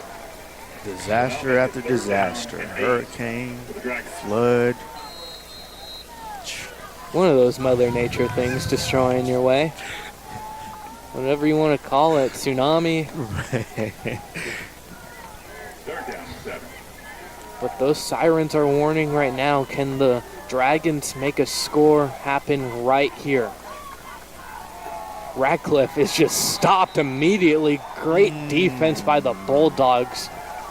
And that's a great play by number 6, Dino Minisau. Let's see. Menekue, who by the PA announcer correcting me, but that was a great play. He knew what was coming. He knew that, as the nickel DB, that's where they're attacking. They're not going to try to attack that will linebacker spot. So he knew that. He knew that he had a receiver coming in front of him and to down block him. He read the down block, cut behind it, or cut over it, I should say, and was able to squeeze in there and make a tackle on that inside zone. And that's what happens when the same play gets played over and over and over again. It's make or break right now for the Dragons. We're we're under a minute to play here in the third quarter. Getting towards desperation time as Maston throws this one up towards the end zone, and there is defensive pass interference on the play. It will be an automatic first down, and the drive stays alive. That was a lot of hand fighting right there, and one of them could have made the play. Looks like the wide receiver is kind of shaking up on that play a little bit. It looks to be Taylor over there on that right side. Kind of got a little bit of a limp going on as he was trying to jump up and catch and high point the football. Had it for a second. But he was getting held down by the defender, and that's when that flag came out. That's an interference against the Bulldogs. And you hear some fans on the other side booing. I don't know why, because that was very, very much blatantly, pass interference. But sometimes, you got to be, wow. I guess it's not an automatic first down at all. It's 4th and short coming up. What? Well, I don't know how high school works, but evidently I need to know more high school ball. More rules. I thought it was first down or 15 yards or something. Okay. We are going to have a false start here on the Dragons. It is an illegal motion for the offense. Yeah, and it looks like that same penalty that they just gained, it's coming back. Essentially, it's going to be coming back. And, I mean, what can you really do when, your starting quarterback is not on the field and, your team is just wondering, okay, well, we're really stuck with one type of style of offense right now. So, King Maston has to just find a way to get his ball to Damari Taylor. Yeah, you got to will your team to victory here. Next man up mentality right now. Definitely that. Can the Dragons stay in this game, or will the Bulldogs hold on defense? 4th and 6 coming up. King Maston, 2 men in the backfield once again. Maston looking out to the left, throwing over the middle, and is intercepted. Picked off. Roman Connor Owens with the interception, and he is brought down at the 30-yard line. He only runs in touchdowns usually, but on defense, he can make a spectacular play as well. Yeah, and that is a great play. He might get player of the game again. To be honest with you, he is going to get player of the game again after that interception right there. And that's what I've been talking about. I've been talking about how his defensive play as that Mike linebacker captain, it shows. Not only being able to play the running back position and shoot, he might just they're actually going to put Dylan Borgeson in that running back because, he just got that pick. Yeah. But that's just what happens. That was a great play right there. He was in his middle read zone. He's seen the quarterback. That's a one thing about when you play a backup quarterback. They eye in on one receiver. He's seen that, lurked it, got the interception. Brendan Jackson takes a snap, fakes the handoff, throwing it deep to Devin Bishop, and it's nearly picked off by Taylor. Leads the team in interceptions with 6. Taylor is so mad at himself. He is slow to get up. Can't even put pressure on that right leg right now. Ooh, wing. And he just hurt himself. Almost had the catch. He just hurt himself when he slammed the ground. In the game right here. Just waving off the sideline. He's a tough guy. Yeah, he's mad at himself. He had the interception, so that would have been a game changer. Reality set in for Taylor right now. He's coming to the sideline. That one's hurt him bad. Yeah, it was a self-inflicting wound. When he slapped the ground, it seemed like he might have be pointing at his groin. As it's a handoff to Borgeson, and he is stopped after a gain of 7. So I got a question about this turf. Like, I see a lot of injuries, a lot of people getting like hard impact hits. How is it different from grass? Well, to answer your question, in quite a short way, as a play-by-play announcer and just observing the game, turf has concrete underneath it. It's not dirt where it can be softened on impact, so you're taking harder hits. And turf, it's not as slippery as grass is usually, so your cleats can catch more on it. On what? The turf. Um. Absolutely. Yeah. Why do you think players like playing on grass more? Yeah. Unless you're a different player, of course. Wait. You're saying? On turf. Yeah. Wait. You're saying that grass is better? Yes. Absolutely. Oh, okay. I thought you were saying the opposite way around. I was like, what? No, yeah. Turf is like you said, like, because they're little marble like rubber balls, and that's what like the turf is filled with. Even though it has the turf like little grass things, it's just when you dig your cleats into that, you know, that's a high chance of it slipping out because you're not really planting into dirt. And also when you take hits like that, like when he just bounced off of the ground, it's a lot harder. It's a lot harder when you hit the ground. Let's just say Mother Nature is better. Has a way of softening the blow when you fall on the ground. Yeah. And Jackson takes a snap after the quarter change, hands it off to Bajorzen, who has a first down, tried to stay on his feet, but is down near midfield. Tackled by number 13, LeAnthony Smith. LeAnthony Smith on the tackle right there. I have a MasterCard debit GL. Oh, wow. Green light card. I guess someone lost their card. Jasmine Paz, please come Jasmine Paz, get your card. I thought he was about to start naming off all the numbers on it. Oh no, we can't do that there. Give out her information like that. But Jasmine, please don't lose your card again. Yeah, go get that up in the press box. Okay, yeah, I did do some research.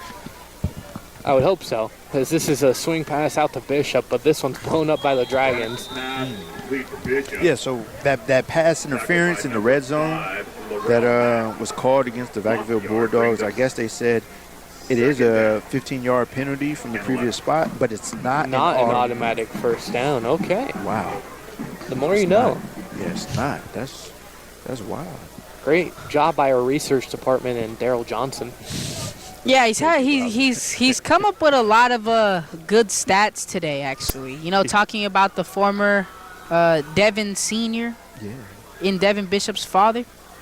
And, you know, this is a handoff to Bajorzen on the right side, and he makes a few men miss, stays on his feet, has some space, fighting a defender down, and he is brought down at the 14-yard line. It looked like he was going to run that man into the end zone for a second. Dragging him. Oh, he's flexing right now. And that's the thing when you have linebackers that play running back. You know, they're coming in fast, and not only that, but when you have a linebacker playing running back, they understand defensive fronts. They understand what gap a linebacker is supposed to be in. And if they see a linebacker trying to fit into another one, he knows, okay, well, he's going to try to, you know, play around this other gap. So, okay, so I'm going to shoot this one. And that's why both of these running backs have immense success. Ooh. Jackson on the rollout hits Brady White for a gain of 7. Yeah, when you got that dual running back threat, you know, with Connor Owens and Borgeson, you know, he keeps one fresh when you can just rotate like that and share the ball. But insult comes to injury. Damari Taylor tried to play another snap in the game, but immediately regretted his decision. He's just laying on the sideline, and that would be a big loss for the Sacramento team if he can't continue the rest of the game, and just another blow for them. Especially for next game, if you bank out all your players. As this end around for Bishop, he has some space for the sideline, cuts in, touchdown Bulldogs. Score is going to be 34-7. Yeah, so looking that it's now 34. They're the Dragons blowing fire. Looking that it's now 34-7. Whoa, yeah. Wait, 34-7. Yeah, that's 34-7. I don't know if it's a little too early. Nah, I don't know. It's not enough time. Well, it's not over yet. You know, it's not. It's not over until there's zeros on that score. Yeah, that's true. But who are we thinking player of the game? I'm thinking Roman Connor Owens again because, you know, the defensive play, it's been amazing tonight, and also his rushing attack, you know, he has a touchdown too. So But you can't cancel out Brody Rogers also. Brody Rogers has had some impact on the defensive end, and he's had a few catches on offense. I don't know. Could also interview Brendan Jackson, the quarterback. Might want to give them interviews, but Domingo looks like he wants to interview Roman. I think Roman Connor Owens gets to interview. You know, as a former Mike linebacker myself, seeing interceptions like that. No. Seeing interceptions like that. That was a good call. That comes with instinct. Yeah. That comes with being able to read the play, and that's what he did. Yeah, he did that. And, great IQ. Great IQ coming from the linebacker position and being able to hold that leadership role on the defensive side. Devin Bishop was cooking too today, so. I mean, we can do multiple. Hey, everybody, the whole Vacaville team at this point. I think everyone's just playing a good overall game for this Vacaville Bulldogs team, and they weren't all bark. They were bite tonight for sure. This kickoff is going to go out of bounds, and we will have a penalty enforced. I believe Zach Wheat kicked that one off. Yeah. Smart time to put the second string in. You think so? Yeah, prepare for next game, you know. Don't want to hurt your starters. Well, it looks like Taylor's going to give this one a go. He's running up and down that sideline after getting some stretching. How many players have we seen actually hurt themselves more instead of resting when they had an injury based off pride? And that's the willpower. He wants to make a play for his team, and he's not letting any injury And it looks like the Dragons are choosing to have this one re-kicked.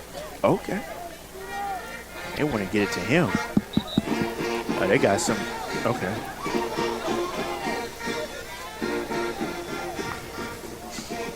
And the special teams has tried some things, you know, a couple onsides. Well, they might be thinking we need special teams to get us back into this one desperately right now.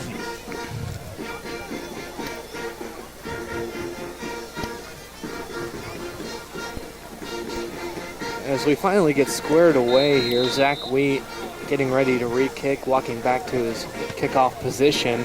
Looks like he's taking his full steps this time. He might be trying to boom this one away. Give it to him. They re-kicked it? That's what they elected on Give the penalty. It to him. Taylor wants to make a play.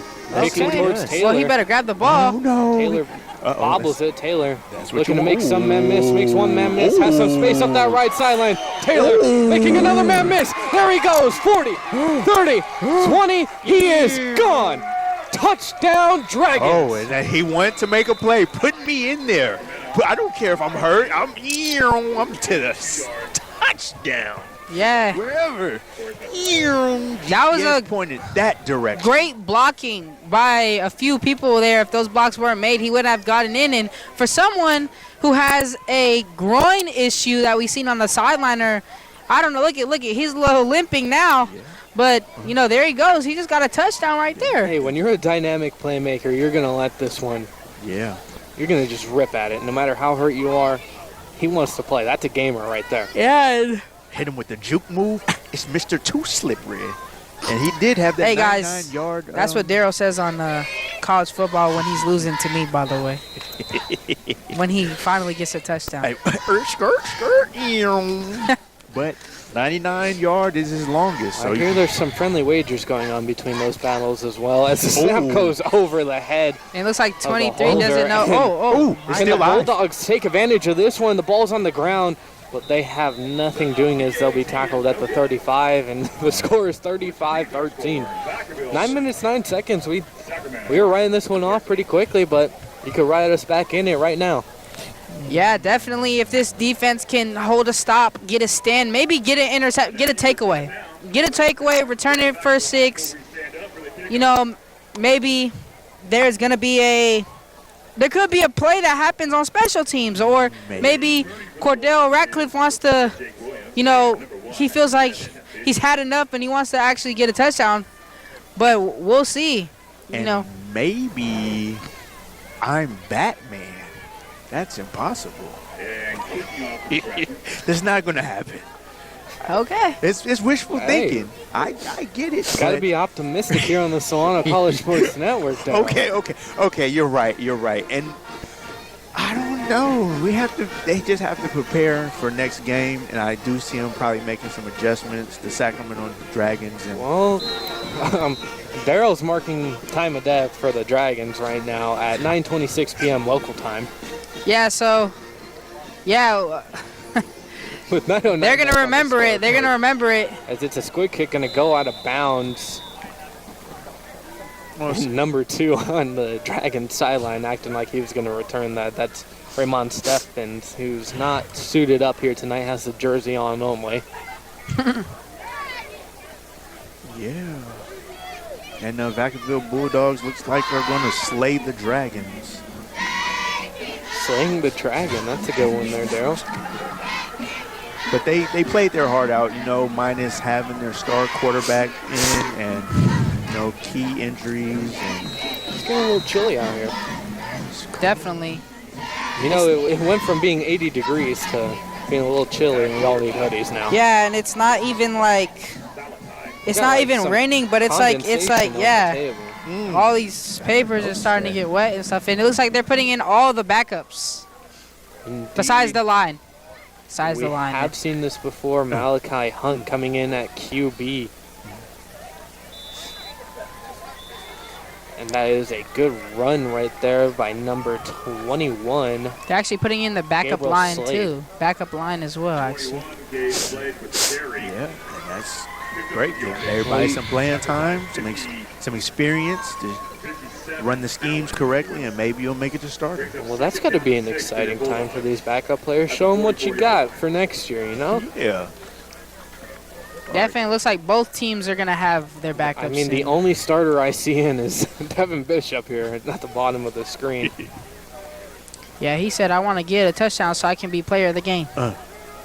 This one's a handoff to Slade. Slade looking like Connor Owens and Bajorzen just running through defenders.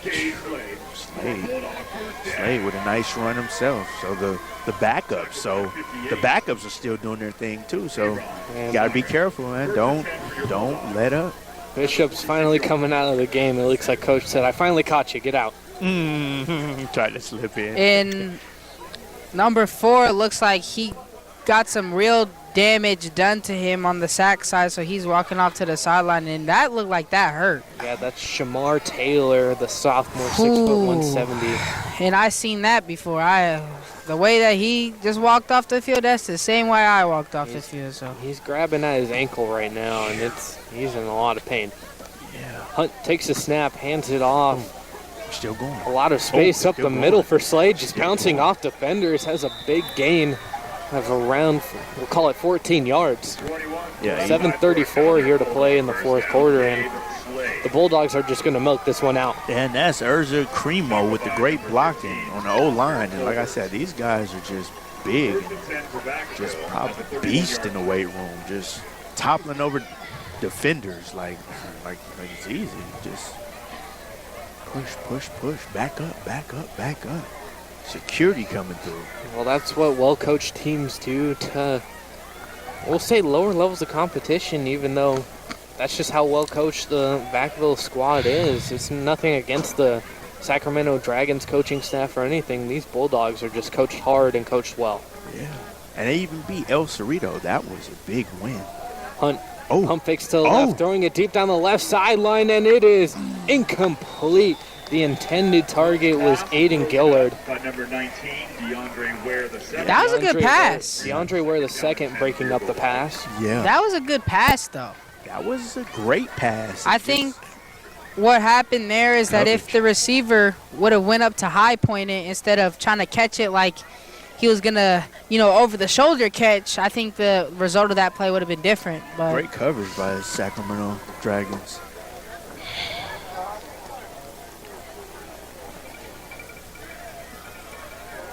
Hunt out of that similar formation we see for the Bulldogs all night, that shotgun with 3 receivers to the strong side. It's going to be a handoff it's a quarterback keeper with Hunt. Wow. Slade even fooled me on that one. That was crazy.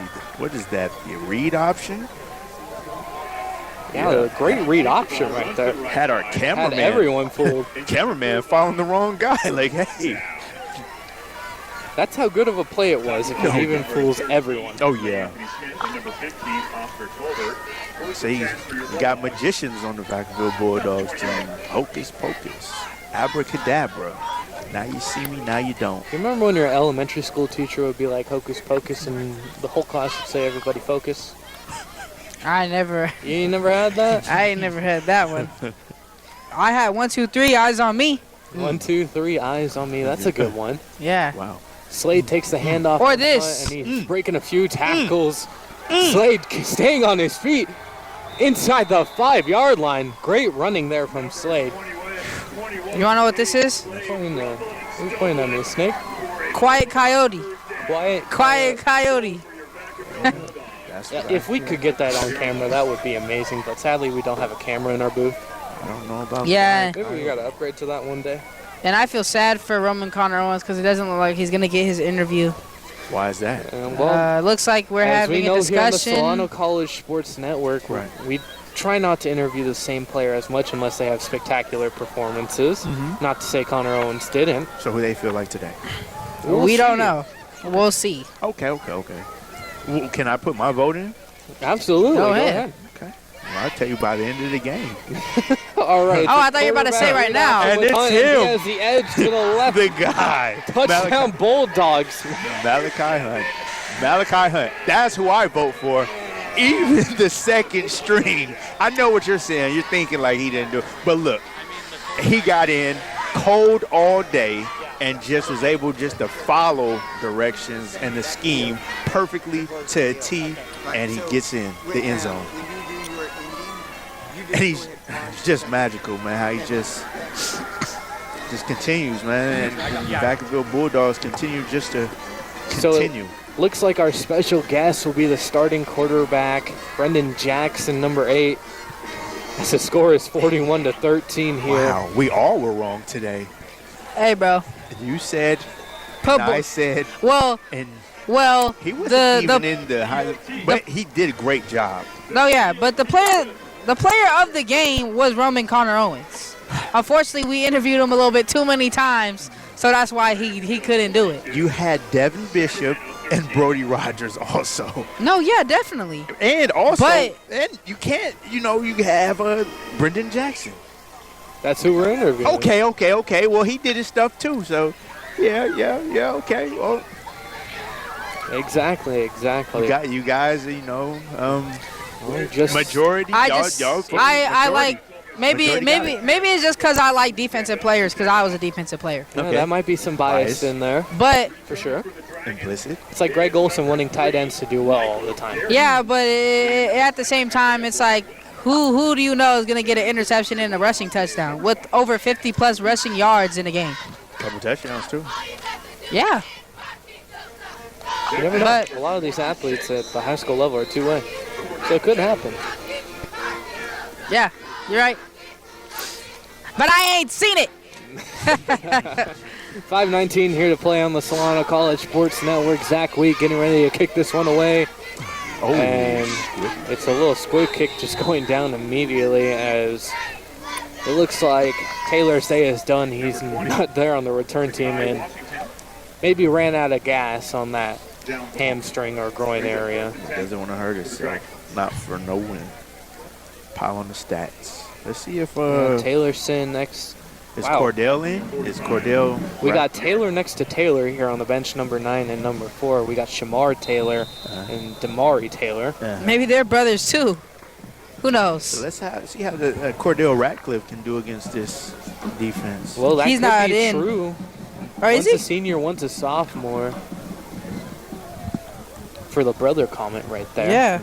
And pile on the stats. Well, he said, I need to get my money. And he just wants to run through people. He said, I need to get my money. He doesn't care about the score of the football game. Yeah, he's angry.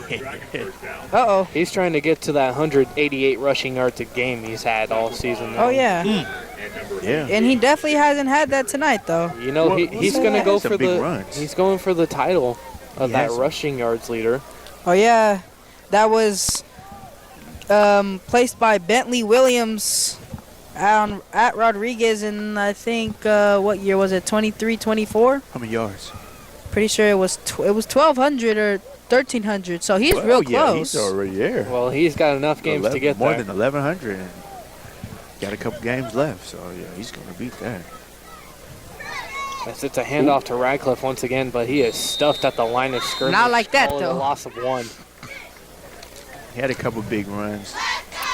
Vacaville Bulldogs was able to just focus on the rushing because they knew that the quarterback, so they couldn't throw deep, couldn't throw medium, couldn't throw short. And that's great pass defense if your opponent cannot make any attempts to go past maybe 15, 10 yards. So it's like, why would you even try it if you can't do it? But absolutely, I'm on that same train as you, Daryl.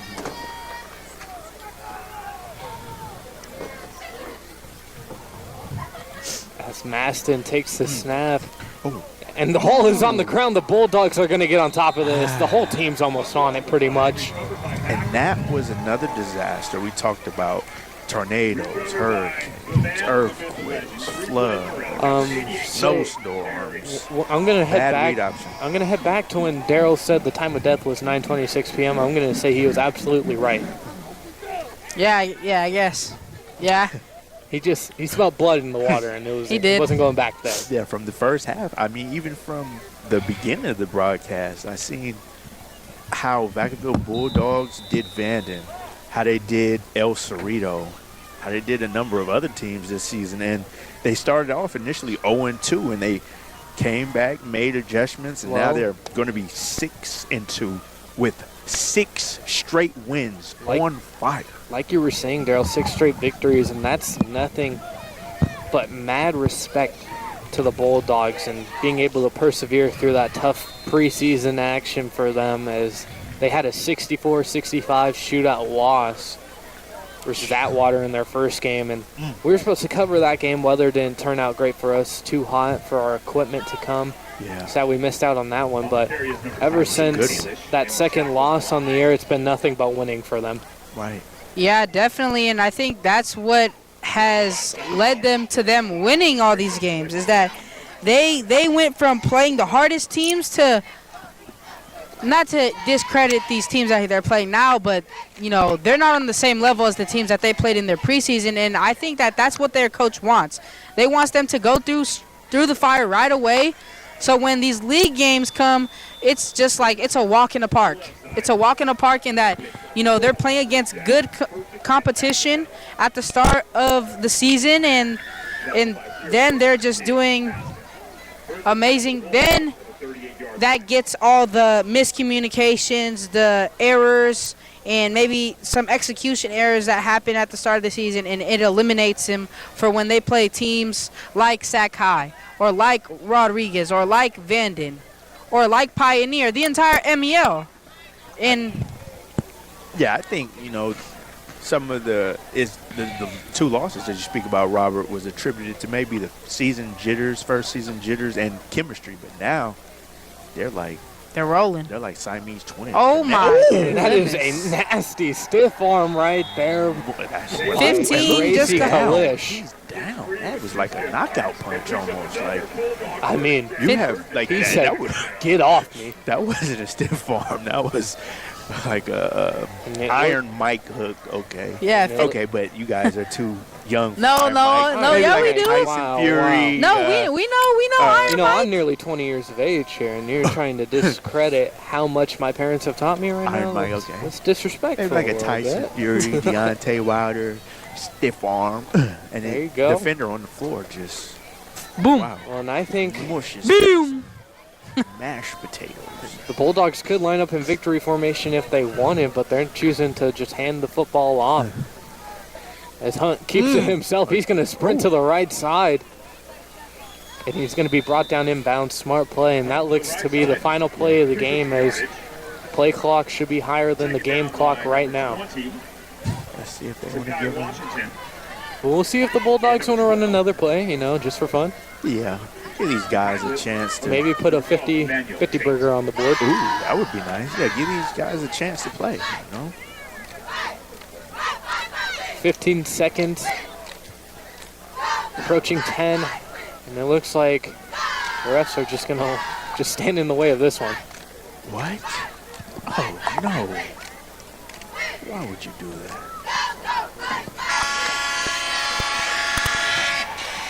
And that's going to do it here. The final score is 42 to 13, Bulldogs victory. And what did you two gentlemen see here tonight? I mean, I just seen great leadership and great execution by this Bulldogs team, and we've seen it every single time, every time we watch the game. And it's that they come in week and week out ready to work, and that they're not looking back into the record. They're taking it week by week. Well, after this win, I wouldn't doubt it if Brendan Jackson says the thing where he's like, on to the next, and we're focused on the next week. We're 0-0. You know, he's not worried about the record. He's not worried about the games that they've played. And that's how they've been brought up as players by the coaches. So, I mean, I can't wait to see what they have next for them, and maybe we can see them in the playoff. Maybe they're going to have a home playoff game, and we'll be able to cover it. So. Absolutely. Thoughts from you, Daryl? Thoughts? You guys see that? It's the whole team has gasoline poured on them. They're on fire. So I think that they have done a extremely great job because, you know, the head coach, Mike Papadopoulos, and what ended up happening with that is they made the necessary adjustments. At first, they were noticing that the Sacramento Dragons were going left and right. But now they made the adjustments to stop it. They have great special teams. You've seen a combination of returns going for over the 50-yard mark, and also, you know, the combinations of long kick, squib kick, onside kick, and then even the play calls have been great. So definitely, Rob, I definitely see this being a force in this conference. And that's going to do it for us here on the Solano College Sports Network. I've done play-by-play duties for you, and Robert Murray, Daryl Johnson, and Domingo Dames joining alongside me. And we want to thank everyone from our broadcast crew, and we'll see you in our next one. Have a good night.